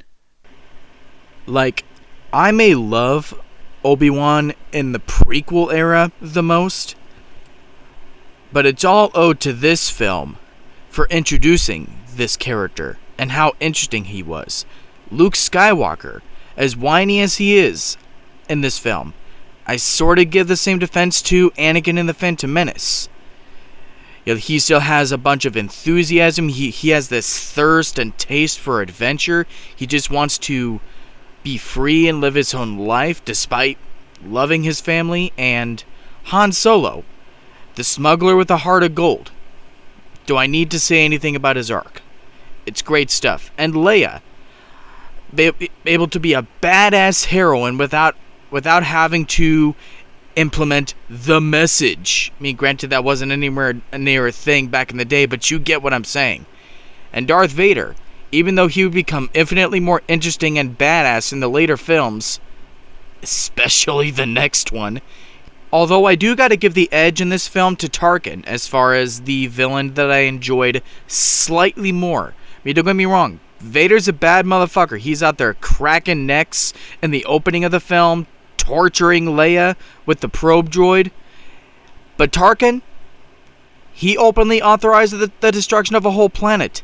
You may fire when ready. Even though Leia actually gave away the location of the rebels, even though she actually didn't, but still did, if you get what I mean. So yeah, Tarkin's a bad motherfucker in this too, so... And also, you gotta talk about the Death Star run at the end of the movie. Some of the greatest fucking action in cinema. For as much as you could say that certain aspects of this film may have dated themselves a little bit possibly, this is the one section of the movie, as far as the effects and the way that it's shot, I think holds up tremendously. It looks amazing. So yeah, despite having all of the troubles in the world as far as its production, the final edit gives us one of the greatest movies of all time, which spawned what we have now. And just barely making the top 5, we have the second half of Everest Productions' contributions to this franchise, Star Wars Episode 9, The Rise of Skywalker, Revitalized. If his version of Last Jedi gave me all the confidence in the world that he was going to fix the sequel trilogy with these two versions, then his version of Rise of Skywalker comes in and cements it. I love everything, damn near, about this movie. I love how he takes all the most interesting things from Rise of Skywalker, the things that I actually liked, whether it be visuals, locations that I liked, character moments that I liked, and giving them a little twist, and still keeps them in this version, albeit does his own spin on it. That's one of the best parts of the movie. And it expands on one of the things that I loved most about his Last Jedi redo, which is the world building. We fully get to see what the Republic is like in this movie. We see the Senate reformed. We see what the daughter of Mon Mothma is like as Chancellor. Finn's rivalry with Phasma is fully realized in this, and as a result, gives Finn a fully fleshed out 3-movie arc that actually comes full circle and is actually satisfying because he isn't underused in this version. It's brilliant. And even Poe, at least for these two particular redos, is at his most interesting in this film. I'd say the most interesting period if we're factoring everything, the actual films and these ones. And it's so good how they resolve his character and the way that they end his arc in this film. And that's so tear-jerking, so heartbreaking that it's one of the things that I actually will not spoil as sort of a hook to get you guys to watch these versions. I'm telling you, it's great. And kudos to him also for taking General Hux, not only in this Last Jedi, but here especially, and actually delivering on the promise that Force Awakens gave us of an actual intimidating, competent villain. Because let's face it, even for as much as I do like Last Jedi as is, both that and Rise of Skywalker made him a fucking joke. But now, Hux has went from joke to Chancellor. And it was bad ass. And the turmoil and the conflict that they give Rey in this film is, I cannot put into words.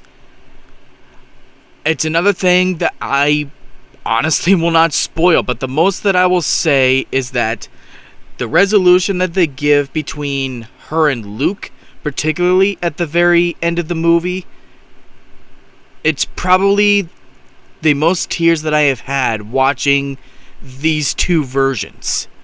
And this guy is even able to take the redemption of Kylo Ren, something that idea-wise in the actual film was a good idea, but didn't have the best execution because they didn't do much with him for the rest of the film. But here, they take the general idea of redeeming him, and they actually make it work.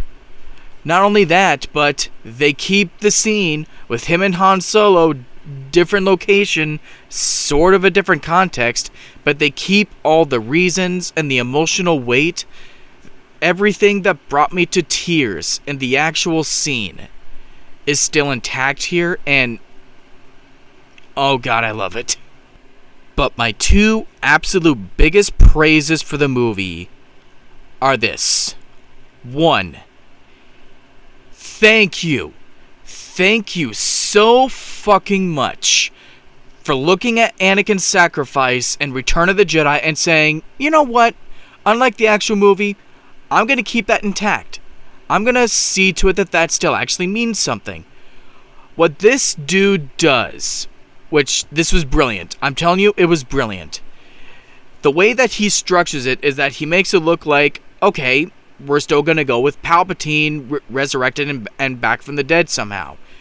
And on the one hand, I was like, oh man, but the fact that this dude in both Last Jedi and everything he'd done in this film up to this point was done so well, I was like, you know what? Maybe he'll be able to make this work too and make it absolutely brilliant. So I was willing to roll with it. But then, oh my god, the way that he does it is, yes, for most of the film, they structured to make it look like, oh, it's Palpatine behind the strings, leading the First Order and aligning with them to take over Coruscant, take over the Republic, and create the final order. But then they reveal about a little over halfway through the film that it was actually all an illusion by Darth Plagueis. Darth Plagueis, who had been alive the whole time, and in this context of the narrative, pulling the strings behind everything. And what I love so much about this, outside of the general execution of the twist, is that the narrative sense that it makes. Because we've known since Revenge of the Sith that this is a dude who knows how to cheat death. And that apparently, because we're going with this context, that apparently his apprentice killed him in his sleep. He could save others from death, but not himself. Nope. He just faked his death and just waited for the right opportunity. Brilliant. Absolutely brilliant. And what they do with him is awesome too. And they take great advantage of still keeping the Exegol location here in this movie. Because admittedly, it was one of the things, visually at least, that I did like in the actual movie. So they keep that here, and it still works awesome. But now the second biggest praise that I have for this film. Now I've said in Rise of Skywalker, as for as much on a surface level that I do enjoy the action and all that, it could be some fun popcorn stuff. But what was my biggest criticism? That the stakes weren't there. It didn't feel like the final battle. It didn't feel like the final film, the final fight to save the galaxy. So it just didn't feel final. But here, not only the stakes of the Republic being taken over and all that, but the actual fights and the battles themselves have actual weight to them, especially the fight between Rey and Kylo and the Jedi Temple. Now, I don't know if this was intentional on Everest Productions' part by doing this, but at least what I got out of it was the visual symbolism. Because in Phantom Menace, how did that whole lightsaber duel start? The Jedi both ignite single-bladed lightsabers, and it's the villain that ignites a double-sided lightsaber. And not only do they play Duel of the Fates here, but they switch it around. Now it's the good guy, the Jedi, who has the double-sided lightsaber, as that epic Duel of the Fates music is swelling in the background. Again, I don't know if that was intentional on his part to have it sort of rhyme that way. Again, I don't know if that's what he was going for intentionally, but per what I got out of it and how I interpreted it, chills. Absolute chills. So yeah, on the whole, this is a fantastic reinterpretation of the sequel trilogy. This, his version of Rise of Skywalker, and Force Awakens as is, make a great sequel trilogy. Even for any little flaws that are still there with these two versions, this fully redeems the sequel trilogy for me. And it makes a trilogy that I can actually enjoy from beginning to end. And you have no idea how good it felt to finally be able to go back to Force Awakens and enjoy it. And not only enjoy it, because even despite how the rest of the trilogy went, I never fully lost my love for that movie, but something admittedly was lost, because, okay, I love this movie, but what comes after it? It felt so good to finally go back to The Force Awakens, a movie that I love so much, and not only enjoy it like I always have, but actually be able to anticipate equally good follow-ups to come along with it. So if you want something that will actually deliver a good sequel trilogy from beginning to end, go no further than Everest Productions' versions of Last Jedi and Rise of Skywalker. Go to this if you want an actual fulfilling end to the Skywalker Saga. Alright, top 5. And kicking off our top 5, this is a special one. Honestly, this is actually going to be really hard and emotional for me to talk about. Obi-Wan Kenobi. So this is special to me for two reasons. First, I'm going to get into all the narrative and character stuff, obviously. So this was something that I had been following and been very excited for years. Just the prospect of getting to see Ewan McGregor return for either a movie or a limited series. The reports had been very conflicting, but it was confirmed that he was in talks to do something. So I'd been following it for years, almost as long as I've been craving the return of Clone Wars. And everything was looking promising to me once it was officially announced that he was doing this limited series. He was coming back, Hayden Christensen was coming back, It was going to be 10 years after Revenge of the Sith. He was going to have an extra confrontation with Vader, which really intrigued me because I was like, okay, how are they going to do this and make it make sense? But at the same time, I was willing to give them the benefit of the doubt. I was actually excited to see how they were going to make it work. And they really made it work. What I love most about this show is how character-driven it is. Ewan McGregor's performance is very nuanced and has a lot of soul, heart, and passion to it. Possibly the best he has ever done as the character. Even if you hate this miniseries, you cannot deny that Ewan McGregor came back to bring his absolute A-game. And another thing that I really love is how broken he is at first. He's lost all his faith outside of his task to watch over Luke, and he needs to build himself back up again on his mission to bring Leia back home. And Leia also, I think, is really fantastic in this. I thought it was a really interesting choice to show that even as a kid, she had that snark to her, that wit that we've seen from her, especially in the original Star Wars, but the original trilogy as a whole. So I loved this little girl's performance. And the chemistry with her and Ewan is on point. And Hayden Christensen, absolutely love how he was used in this also.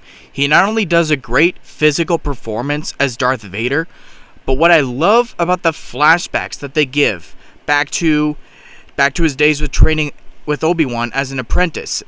I love how they're not just used as just simple fan service to put him and Ewan back on screen together in their days as Jedi, but thematically they serve a purpose. Like when they're training with their lightsabers, everything that Obi-Wan is saying to Anakin has thematic relevance to the present day narrative.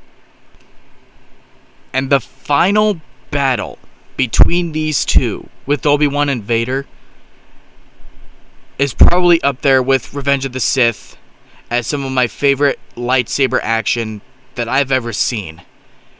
I love it on an action level, the way it's shot, but on an emotional level is what absolutely brought me to tears the most.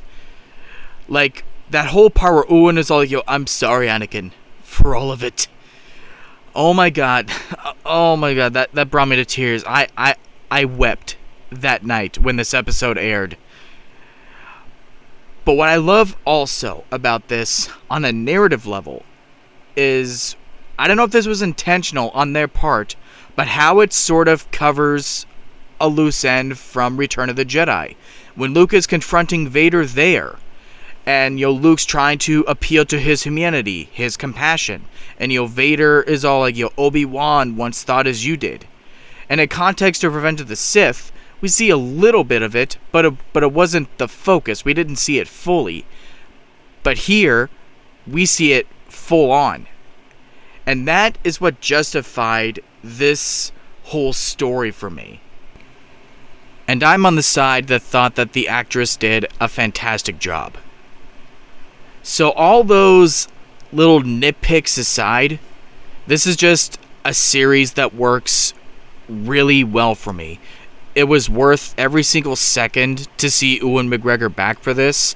It wasn't just for mere fan service. They genuinely had a story to tell, and it expanded the mythology in meaningful ways, and expanded Obi-Wan's character in meaningful ways. Like, every single time, I think, like, there's no way you can make me love this character even more than I already deeply do. Then they add something else, like what's in here, to give him extra depth. But the other reason why this is a very special and even emotional Star Wars edition for me to go back to and all is because, well, yeah, I've been talking about my brother Chris throughout this whole video. He was the biggest Star Wars nut that I knew. We connected deeply on the subject of Star Wars, and whether or not we disagreed on what's the best movie and character and all that, we agreed deeply on how great the character of Obi-Wan Kenobi was. And I bring all this up because The Rise of Skywalker broke Chris. Like, the whole trilogy deeply disappointed him, to the point where he was done with Star Wars for the longest time. But when they started announcing this and putting the trailers out, it actually got his attention again, and it got us talking about Star Wars again, like theorizing and speculating on what it was going to be about, and it felt so good to get back to that again with him, to talk about that with him again, to see him have hope in something Star Wars again. And I'll just say this right now, like, he loved the whole series, like he was able to finish the whole thing, and he adored it. And I bring all this up because this is rather hard for me to go back and rewatch, because this was the last Star Wars thing that had come out that Chris got to see before he died. And it just, it obviously hasn't deterred me from rewatching this and all. It just makes it really hard, really emotional to rewatch it, because I can never not think of Chris when I'm rewatching this. I love Obi-Wan Kenobi to death. I love everything that this miniseries stands for. I love how it expands the characters and it expands the mythology. And at the end of the day, it gave someone that I care about deeply hope in Star Wars, if not at least one more time. Alright, getting into the bad motherfucker of the original trilogy, The Empire Strikes Back. And I'm just gonna say it right now, even though I obviously prefer the next one over this one, I do think that on a structural level, as far as the themes that it explores, and as far as the character development, that this is the best of the original trilogy. Like, there's no arguing it. What this film does to further not only the characters, but the storyline, as well as take things in a much darker direction, arguably the darkest that Star Wars has ever gotten, is beyond astounding. It's one of those rare films where every single storyline is great. Han and Leia on the run with C-3PO is great. Darth Vader being in more control of the Empire, killing anyone who fails him, no matter how minor of a failure it is, great. But obviously, everything with Luke and Yoda, or just Luke in general in this film, is the crowning achievement. I love how Luke is tested in this. We see his impatience, mixed with his eagerness to learn from Yoda, but his hot-headedness very much getting in the way. It leads to a lot of compelling scenes, like the scene in the tree, and all the speeches that Yoda gives him. Do or do not, there is no try. Judge me by my size, do you? It's great stuff. And the romantic chemistry with Han and Leia is, it goes without saying, some of the best romantic writing and chemistry ever put to film. Putting these two polar opposites together, who pretty much cannot stand each other at first, slowly being drawn together. Coupled together with all of their argumentative moments, along with 3PO being 3PO, you got a lot of great comedic banter there too. And then when they get to Cloud City, it's the best stuff of their arc with them. Not only when you introduce Lando, but to see the tragedy of these two being torn apart just when they're starting to discover their love for each other is some tragic stuff. And it goes without saying, the scene with Han Solo being carbonated is still one of the best scenes in the entire franchise, and what really sells it for me is not only the emotional intensity of the situation, but the effect with the smoke and the not exactly knowing what is going to happen? What exactly are they doing to him? It's really tense stuff. And what makes Lando such a great character especially is not only the charm and the bravado brought in by the performance from Billy D. Williams, but it's the writing too. You totally buy the sympathetic side of this character. Like, he had no choice. This is the last thing he wanted to do to Han, but he did it out of fear at first. But you buy his redemption within minutes, not only in his act to help Leia and Chewbacca escape, but the fact that he warns the city of the Empire taking over. I think those are small little underlooked details that really help you buy how sincere of a character this guy is. But of course, what steals the show for me is absolutely the duel between Luke and Vader.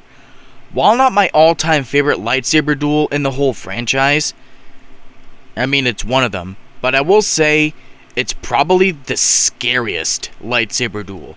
And it's probably the one scene in all of Star Wars, if not this whole movie in general, that's the closest to taking Star Wars into the borderline horror genre. The atmosphere, well, in this movie in general, but especially the atmosphere in this scene alone, with the smoke in the room and Vader's silhouette. The Force is with you, young Skywalker, but you're not a Jedi yet. It's some of the best atmosphere I've ever felt in a film, and it's probably, outside of certain moments in Return of the Jedi, it's probably the most chills that this original trilogy has ever given me. Everything down to the choreography of the actual duel itself, how raw and mean it looks, especially from Vader's side of it, to what is pretty much a twist that needs no introduction at this point. I mean, come on, search your feelings, you know it to be true.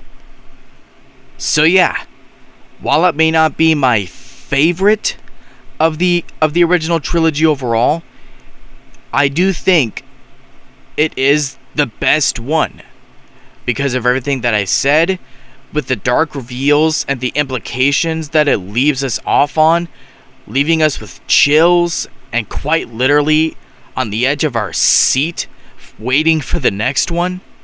This is a fantastic sequel that furthers and takes everything to the next level. Alright guys, top 3. We're almost there. And how ironic that my third place is the third movie in this franchise.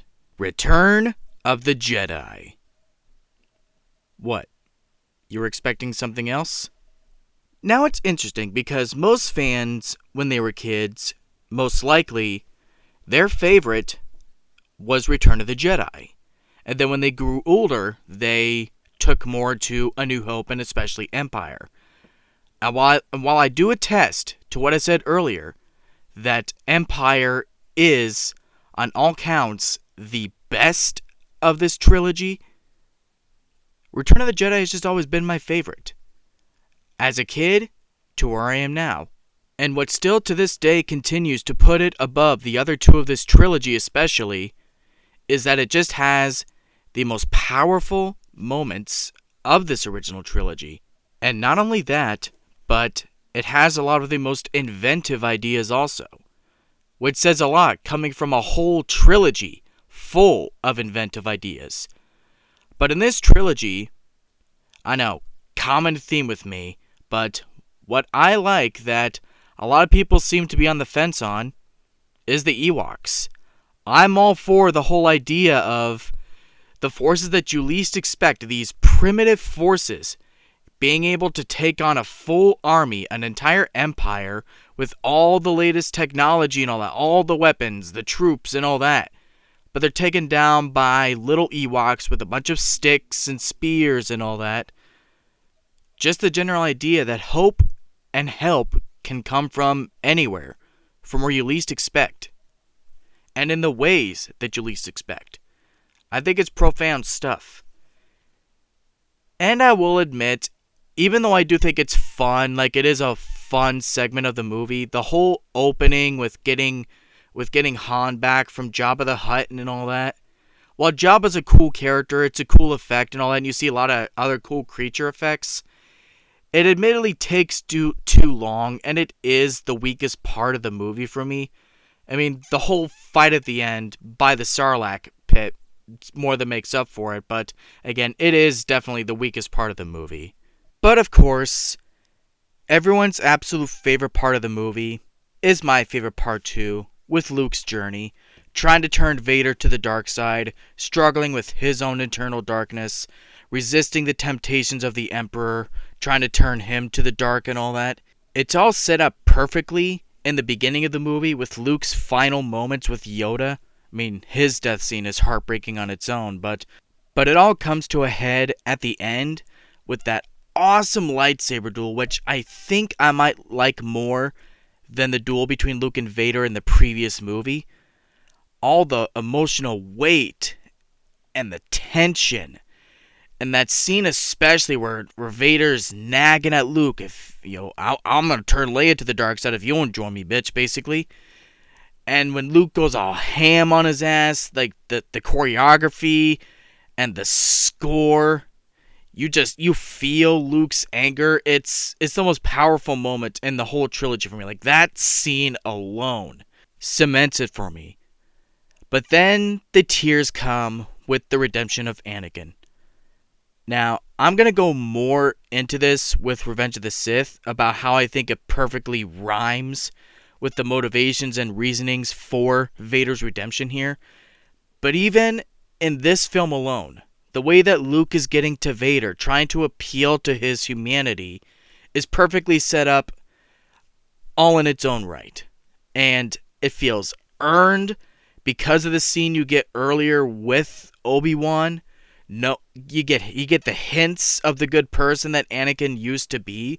So when Vader makes the choice, saves his son's life, and yes, definitively, for me, none of that bullshit that comes after, throws Palpatine down the pit and ends his life for good, denouncing the dark side,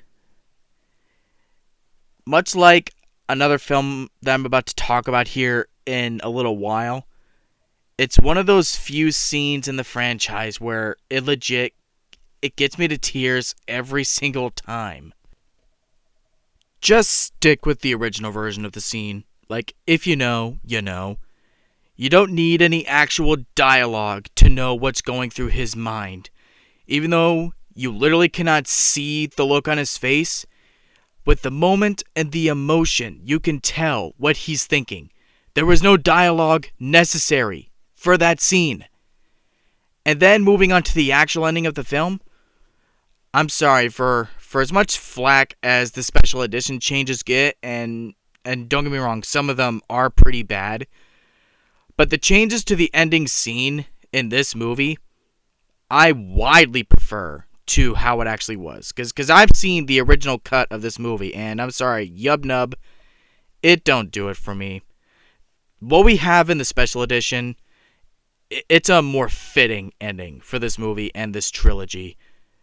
You still maintain the peaceful nature of the ending, like the weights lifted off their shoulders, they won and all that. And you also get a bit more emotional weight there. So what we get in the special edition is a perfect ending.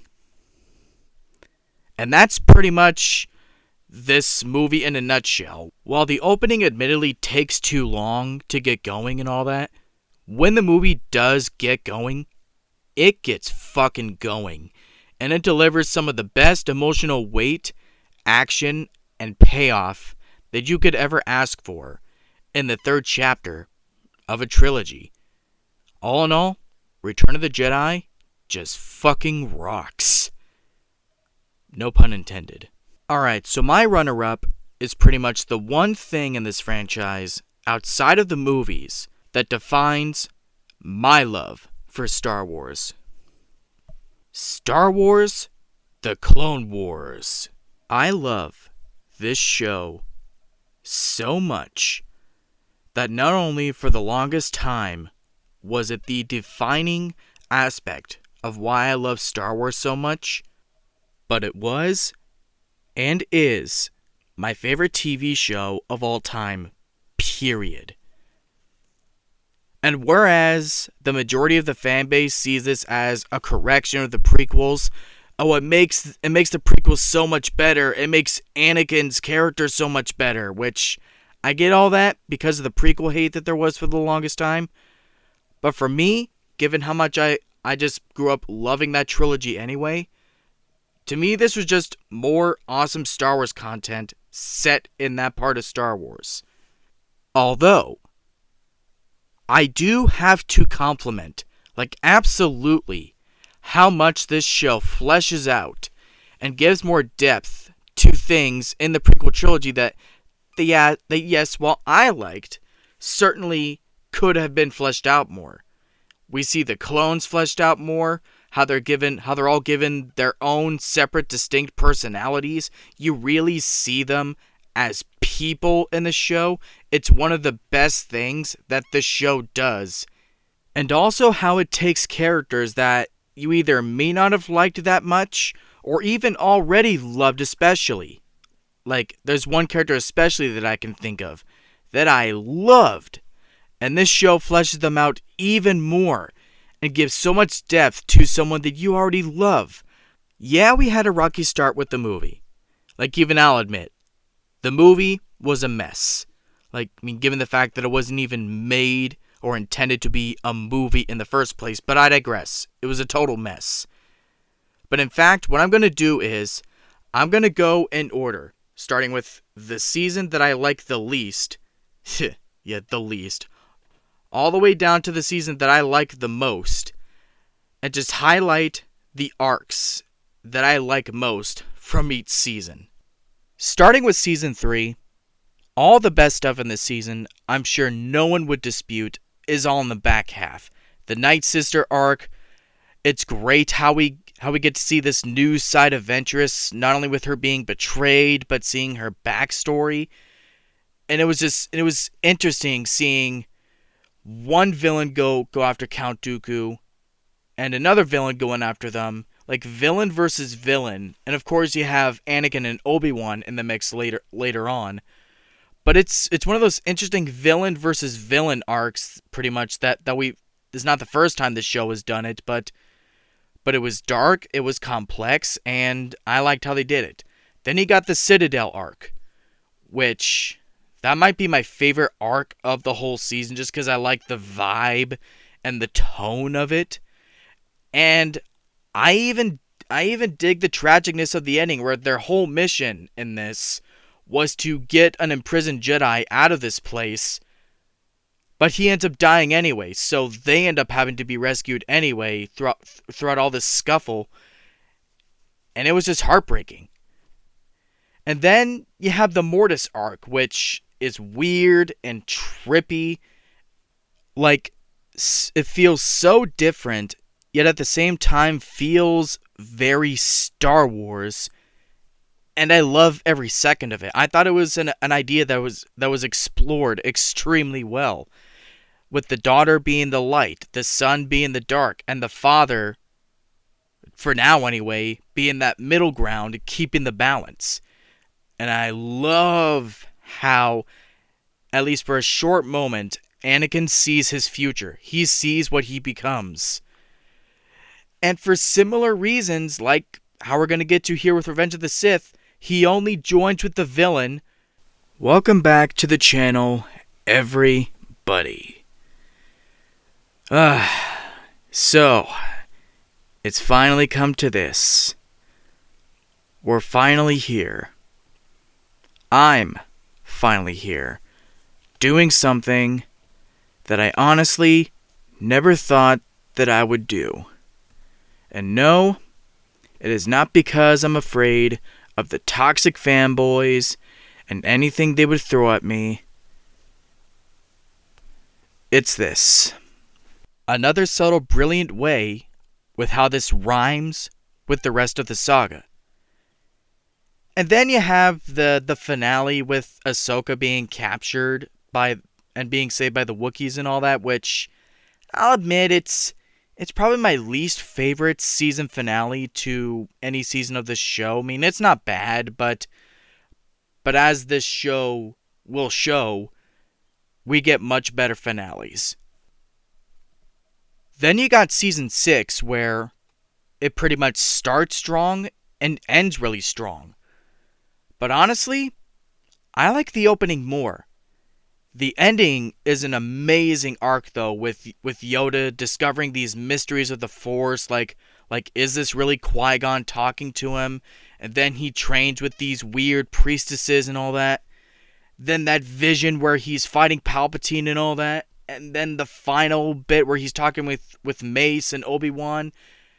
And how you got another brilliant foreshadowing of Revenge of the Sith. And oh, it's so good. Like even though we did end up getting season 7 later on, like this could have been a satisfying ending. Like for those years that we had before season 7 where this was it.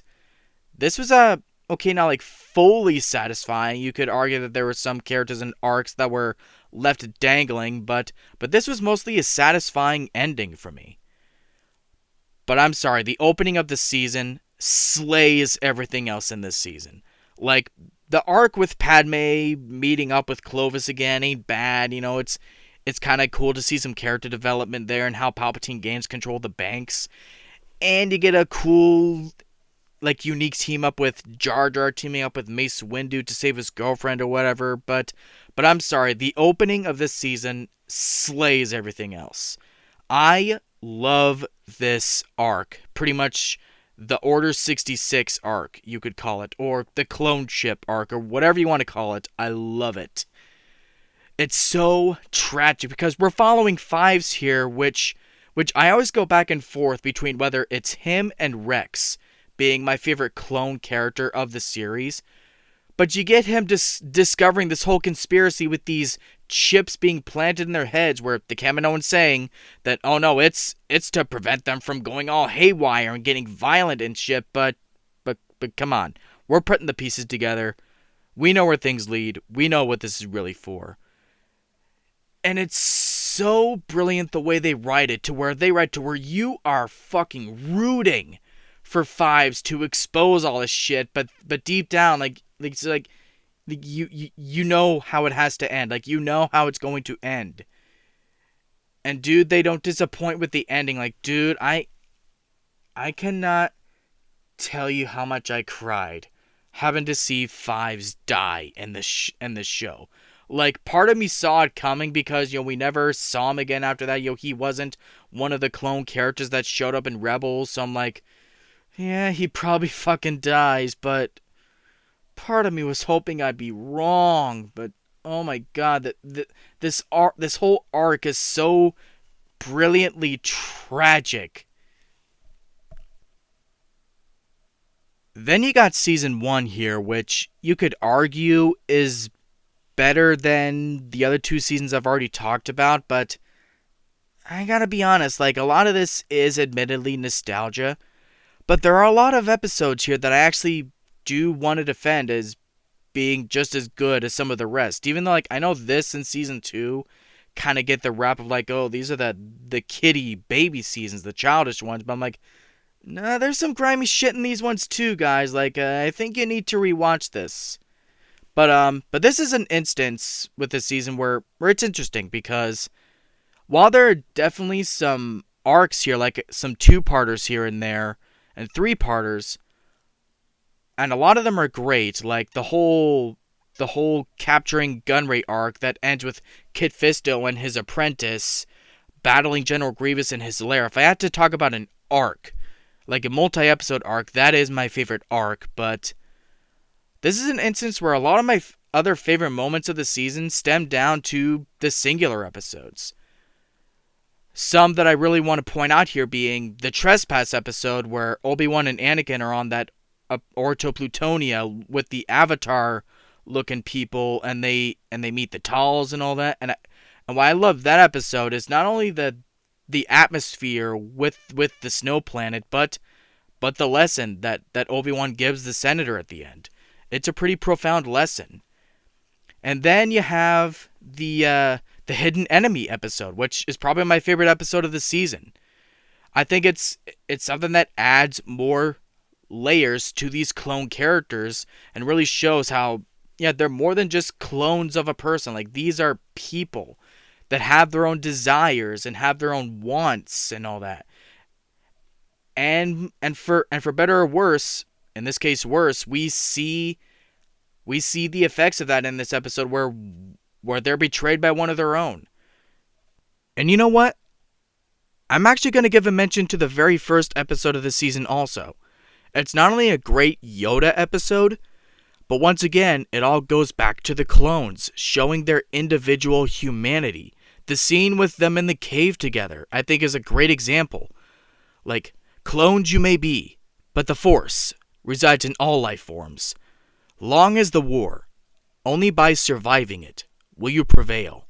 That lesson there, like, this may not be my favorite episode of the season, and especially not my favorite episode of the whole show, but it's the line of dialogue that sticks with me the most.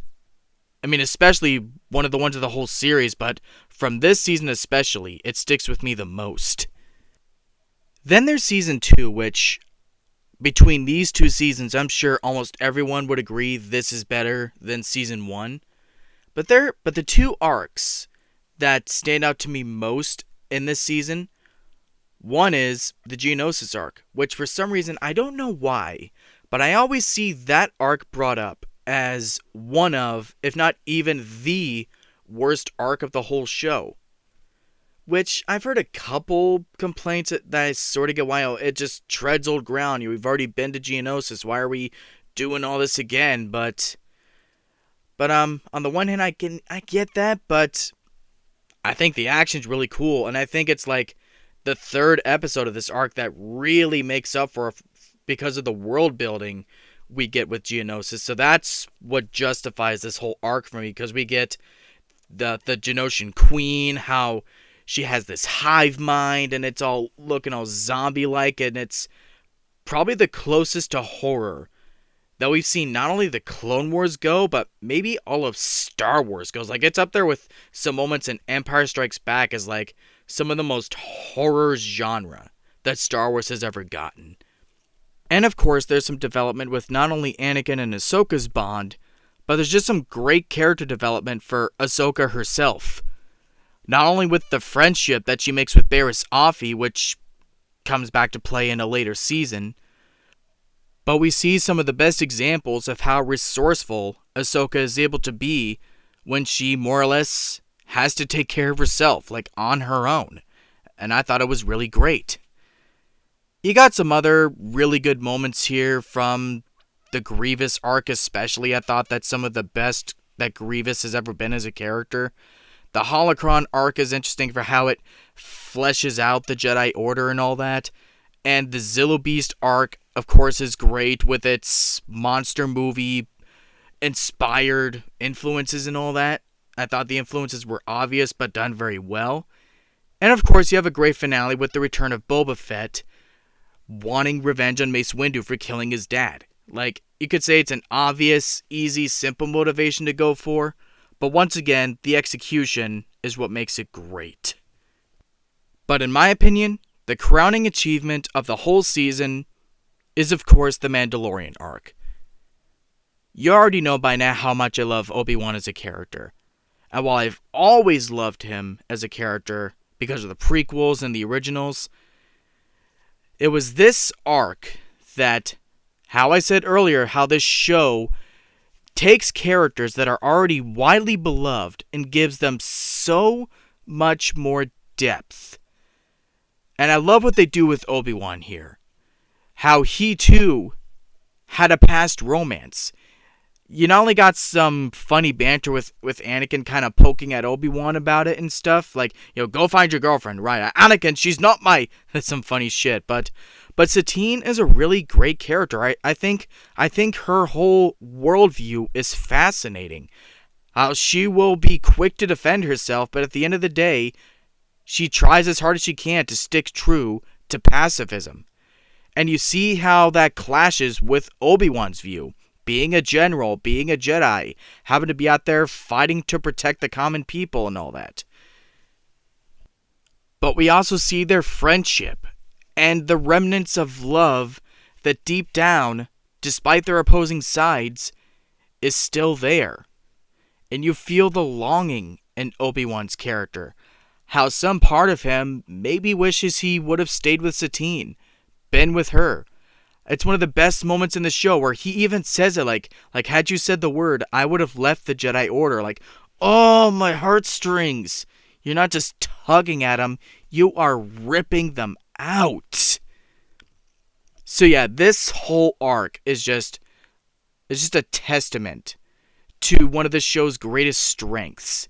And once again, taking already widely beloved characters and giving them even more. And then season 7, oh my god, I cannot tell you how many times I had to pinch myself because I thought I was dreaming. Like, this was finally happening. We're not only getting more of the show, but we're gonna get the ending that they had always envisioned.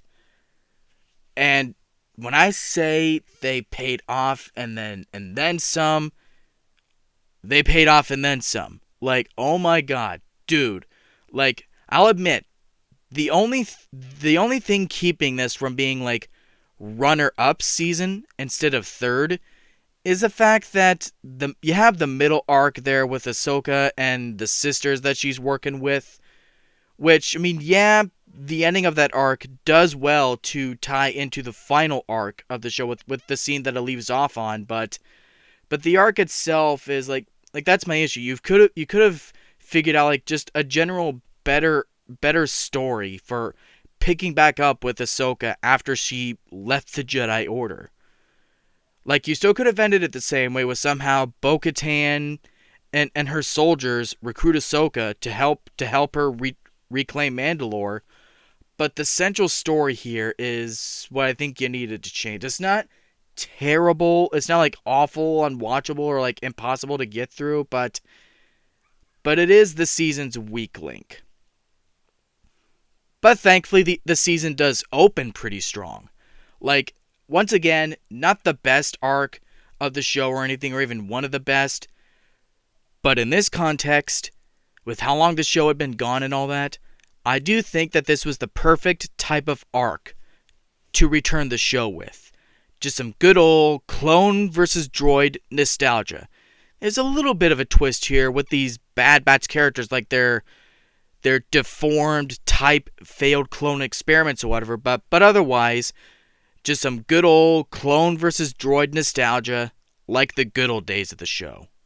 And while there is certainly a bunch of arcs that were left unmade, left on the cutting room floor that I think could have fit this season pretty well, one arc especially, the one arc that I will stay adamant that should have been adapted for this season finally, was the Son of Dathomir arc, where Maul is freed from Dooku and Sidious by the Death Watch, and once again we get another villain versus villain arc, where you get Mother Talzin back in the fold, but she gets killed and all that, which would have set the seeds for how Maul is back on Mandalore, particularly. But I do at least get what the purpose was, with what their motivation was for why only these 3 arcs. The whole idea was essentially, and I do get where they're coming from, was to have an arc with Rex as the focus, then have another one with Ahsoka as the focus, before the characters intersect for this final arc. While I do think that at least the Maul arc should have been adapted also, I at least get what they're going for, so good on them. But man, oh man, this final arc, something that I've heard of, dreamt of for years of seeing, and for a long time thought we were never going to actually see. It's one of those things where after all these years, I'm still trying to process that we got this. So many incredible moments. Ahsoka's reunion with Anakin and Obi-Wan, which I thought was really emotional. Seeing how the clones still respect her even though she left the Order because of what she went through for them, day after day, battle after battle, as it's put. seeing her get her lightsabers back, maybe a little better, and then seeing the long-awaited battle for the siege of Mandalore, seeing them jumping from ship to ship just to get to the surface. Oh, it was so good. And then seeing Maul give some of the most eloquent, dark, chilling dialogue that I've ever seen in any Star Wars project. You feel the weight of it because you see how terrified Maul is, because he knows what's coming and how he would rather die than have to witness it happen, because they're like, you're all going to burn, you're all going to die, you don't know what you're doing. Like, that moment gave me chills, like chills, when I first watched that episode. And then actually seeing Order 66 in this format, it's something that, like, I've long wondered about, pondered about, theorized. Like, is the ending of this show actually going to show Order 66? And granted, while it's only from Ahsoka's perspective, that is actually a brilliant structure. Because while all this stuff is going on with Ahsoka and Rex and all that, the events that we know from Revenge of the Sith are also going on concurrently. I thought that was awesome. And granted, I probably should have seen it coming, but for some reason I didn't, so it just left me floored. And then, like, the actual ending of this show, like the final scenes, not since Logan have I cried this much. Not only because of the actual emotional weight of these scenes, Ahsoka and Rex burying the clones, burying Jesse, who was another major clone character that we followed. It was tragic that Rex couldn't snap some sense into Jesse's head, like he was fully consumed by the chips and all that. That was really sad. But not only all that, but seeing Darth Vader at the end, which we know it's coming, but in this instance, seeing all the growth and character development that Anakin is given in this show, which granted, I already love how he's done in Revenge of the Sith, but all this extra depth and baggage that's given to his character just makes it so much more heartbreaking to see what he becomes. But through all that, though, I cried also just because, like it was starting to dawn on me, like this is it. The journey's over. My favorite show of all time is ending. Like, this is it. No more. But I cherish it, though, because at the end of the day, I got one more season. I got to feel like a kid again. One more time.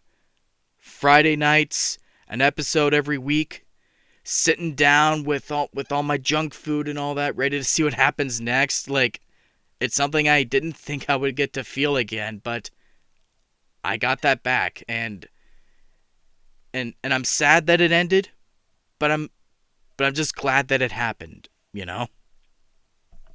And then season 5, Jesus Christ, how bleak this season is. I mean, okay, not every arc is, like, the arc with the droids on their little mission is kind of lighthearted, but holy shit, like, with everything with Maul in this season cemented him as my favorite Star Wars villain. Like, he was great at the end of season 4, and we're gonna get to that in a minute. But all this here, like, just these 3-4 episodes in this season alone, I'm like, I'm in love with this villain. Like, this is my favorite villain in the whole saga. He kills Satine, which, heartbreaking. But all that just to get to Obi-Wan, to hurt him and break him. Oh my god, like, it's so Shakespearean. But then, of course, everything goes to shit even for him. Like, it's heartbreaking even to see Savage die. Savage Opress, one of the biggest brutes in the whole show. I mean, granted, we know his backstory, but still, like, we see Maul lose his brother here, and even that's heartbreaking because you've seen him be a brute for so long. Is that like you're reminded he wasn't always like this. And the closing of this season, I'm just gonna say, despite everything else we've seen with this character afterward, I think these 4 episodes are the best that Ahsoka Tano has ever been. Because this is the most that she's tested. This is the worst, arguably, that she goes through. Aside from maybe dueling Vader and Rebels. But I digress. To feel betrayed by the Jedi, aside from Anakin, who still has her back, even down to being expelled, about to be put on the death penalty. It's like, no wonder she walked away. It's like for as much as you want her to stay, because of Anakin, if anything, because of how much he had her back, it legit leaves you thinking, I was still betrayed by everyone else. Like, no one else had faith in me, so it leaves you thinking, I would have walked away too. Like, even as a 14-year-old, seeing this episode the first time, that's exactly what I was thinking. Like, no wonder. Like, I would have done the same thing. And you can even make an argument that for these final heartbreaking shots of Ahsoka walking away, leaving behind the life of the Jedi for good, could have even been a pretty good series finale for the show also. But I'm sorry, Season 4 was the absolute best that this show had to offer, at least in my opinion. While it's not the absolute darkest or bleakest that the show has ever gone in tone, like, the next season alone shows how bleak you can go. But this season for me was just a season where every single story arc was great. Not that there was ever an arc in the show that I fully hated or anything, but every season had those parts where like one part is definitely weaker than the other. Like season 3, for example, like the whole first half I thought was sort of weak. Not bad, but weak. And then the last half was kick-ass. But here, the whole season kicks ass. The Water War arc was kick-ass, and it had a great villain with that shark character, Riff Tamson. And even Jar Jar's episode in this, the Shadow Warrior episode, Jar Jar was great in this. Oh, I'm not just saying that the episode was great and Jar Jar just so happened to be in it. No, it was a great episode where Jar Jar was great in it also. Like, he legit got some shit done. Pretending to be the leader of the Gungans because he looks similar, just so he can help save Naboo and all that. That was a legit kick-ass moment for Jar Jar. And then, while definitely the weakest of the season, but still being pretty cool, the whole arc with 3PO and R2 being on that earthquake planet, seeing what's underneath, and then the next episode being captured by pirates, and then being captured by these little mini people. It was just a fun arc, if anything. And then, of course, the Umbara arc, which is arguably the fan favorite of Season 4.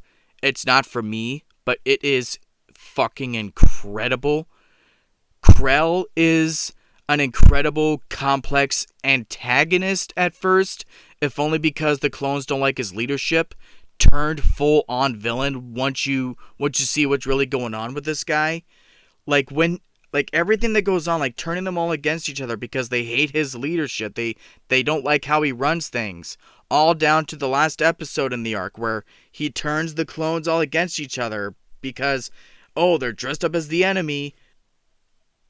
And because of that, you get the death of Waxer, who was like another sort of major clone character, at least in the earlier seasons. Which it all leads to them trying to arrest Krell, a bunch of other clones get killed, and I love the final line that this arc leaves off on, like, but we were bred to be soldiers, and one of these days this war is about to end. What happens to us then? Oh, I love it, because they have no idea. Although the ending of this season, I do gotta say, best season finale of the entire series. Darth Maul kicks ass. Season 5 cemented him as my favorite villain. Period. But these were good stepping stones to show that, okay, you actually have something here to explore with this character. It wasn't just done out of desperation or to keep people watching. It was because they actually had something they wanted to do with him. And boy, did they actually have something to do with him. While the general idea of, I want revenge on Obi-Wan, he cut me in half, is a simple motivation, it's all the underlying layers of everything else that Maul wants to do. He doesn't just simply want to kill Obi-Wan and move on with it. No, we see the seeds being planted that he wants control. He wants power again. If not through Sidious, through other means. He will take over the galaxy himself if he has to, with Savage as his apprentice, as his muscle. So in case I haven't made it obvious enough already, I'm just absolutely in love with the Clone Wars. I love the way that it looks, and not only how it looks initially, but how the animation also develops as the show goes on. And also tonally, it feels like one of those shows that grows up with us. It gets more mature as its audience gets older. And as far as I'm concerned, if certain movies in this franchise, like the original trilogy per se, are viewed as absolute cinema, Star Wars The Clone Wars for me is that show that deserves to be viewed as absolute television. But coming in at number 1, taking the gold star, my favorite of the entire Star Wars saga, one of my favorite movies, period. Top 10 easy. A movie that means so much to me. Star Wars Episode 3, Revenge of the Sith. I respectfully do not care what anyone says. This is, and always will be my favorite Star Wars film. It's a film that I not only feel has been severely misunderstood all my life, but it's a film that even at 6 years old, I always fully understood what they were going for. Everything down to the base level stuff, down to the deeper complexities of the narrative. I love everything about this movie. Yeah, you can make fun of the dialogue, you can make fun of some of the writing, but it's the big picture, everything that it leads to, what the whole point is, that continues to leave me moved by this movie all these years later. I love what ultimately brings Anakin to the dark side. I love how it ties back to everything that has been foreshadowed about Anakin's character from the very beginning of the trilogy. Anakin's whole character in this entire trilogy has been defined by his love and his care for others, and the lengths that he'll go to have your back. We saw that in Phantom Menace, with how heartbroken he was about having to leave his mother behind for the life of a Jedi. We also saw that in Attack of the Clones, when he goes back to save his mother, only to be too late. So while, albeit to a darker extent, we saw what he'll do when he loses someone he loves. And they foreshadow it. I will even learn to stop people from dying. I love how it all comes to a head in this movie. They could have went the easy, cliched route by having Palpatine just simply offer him, money and power, a position of power. You join me and you'll have everything you've ever wanted. No. He sees Anakin having these nightmares about Padme dying in childbirth. And while he also may have orchestrated and caused those nightmares himself, he all the same uses this to his advantage. He uses what is scaring Anakin the most to slowly lure him to his side. So at the end of the day, what causes Anakin's downfall is what is ultimately one of his biggest strengths, while also being one of his biggest weaknesses, his love and compassion for others. Joining the dark side, only to gain the power to save someone you love, and being manipulated into that. That makes Palpatine more cunning than any other means he could have used to turn Anakin to his side. And no, that doesn't make Anakin this stupid fool who got duped. I mean, yes, he was manipulated. He was fooled. But it's tragic because all he wants is to save his wife. He doesn't turn initially for any dark, evil, malicious reasons. He just wants to save the people he loves. That's all he's ever wanted. That's what's always defined his character. Not just in the prequels, but in the Clone Wars also. And I'm sorry, but this motivation makes his turn much more better set up and motivated. This being why he falls is why we sympathize with him in Return of the Jedi and ultimately root for him to return to the light. Any reasonings for him turning to evil being because of money and power, I offer you a position of power, he wouldn't have been sympathetic then. I'm sorry, but that's just my opinion. But everything else about the movie is incredible too. General Grievous is awesome in this. And I mean, yes, looking at it chronologically, this was the first time we ever saw him. We didn't have the Clone Wars or anything yet. We had the anime Clone Wars, but you get what I mean. But if we are going to factor in everything else also, yes, this movie is easily General Grievous at his best. Obi-Wan gets a fun subplot with going after him and finally taking his ass out of the equation, which narratively also feeds into why he's not there on Coruscant to witness Anakin's fall. I like how they tie that in also. The opening with rescuing Chancellor Palpatine, as well as Anakin finally killing Count Dooku, is a lot of fun, and even has a better pace to it than the opening of Return of the Jedi did, despite this being a long-winded opening also. And then Order 66, when it finally happens, which, even in this context, just seeing this movie for the first time, it was heartbreaking to watch. Not just seeing all these Jedi die, but the seeds were finally planted for the fall of the Republic. We're witnessing it. Palpatine won. He's taking over. He's going to implement the Empire. But of course, what steals the movie is the fight between Anakin and Obi-Wan. It's always been my favorite duel in the entire franchise, movies, shows, and all. It's always the one that I felt the most emotion over. It's the one that I had the most fun with just seeing all the moves and the choreography and all that. And the setting of Mustafar, oh my god, it is still to this day one of my top 5 settings in all of Star Wars. And it was so rewarding to be able to finally witness all of this on the big screen for the 20th anniversary re-release this year.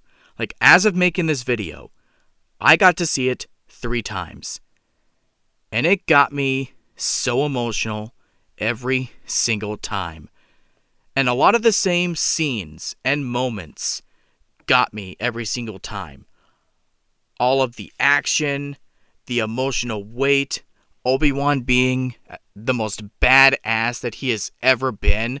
Like, this film alone, as well as Clone Wars, encompasses why Obi-Wan is not only my favorite Star Wars character, but one of my favorite characters in all of media. But the third viewing is what got me the most, because I've been talking about Chris, my brother, this whole video. And I knew that for as much as I wanted to see this, I wanted to take his son to see it. So I went the third time with my mom and my nephew, and we all had a great time watching this. Like, the same scenes that I just mentioned got me emotional just because. Like, especially the funeral scene at the end for Padme. Oh my god, that music always got to me when watching it on DVD, but hearing it on the big screen, oh, it destroyed me. But just generally knowing that I got to do what my brother would have done. He would have taken his kid to see this if he were still here with us. He would have went with us. So I went and did what he would have done. And it just made me so happy. It left me feeling so fulfilled that I was able to do that. And just generally speaking, it was just a fun time watching this with them. Like, I can't put it into words. And that, ladies and gentlemen, is my raw, honest, long-winded thoughts on this entire saga. I want to thank everyone who made it this far for watching the entire thing, for pretty much enduring 3 hours almost of me just being a total nerd. But jokes aside, this was something I've wanted to do for a long time, because despite all the fan divide, all the toxicity,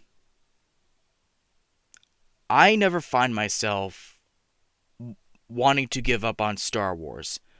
While I certainly find myself cherry picking what I want to watch nowadays, at the end of the day, I've never fully lost my love for Star Wars.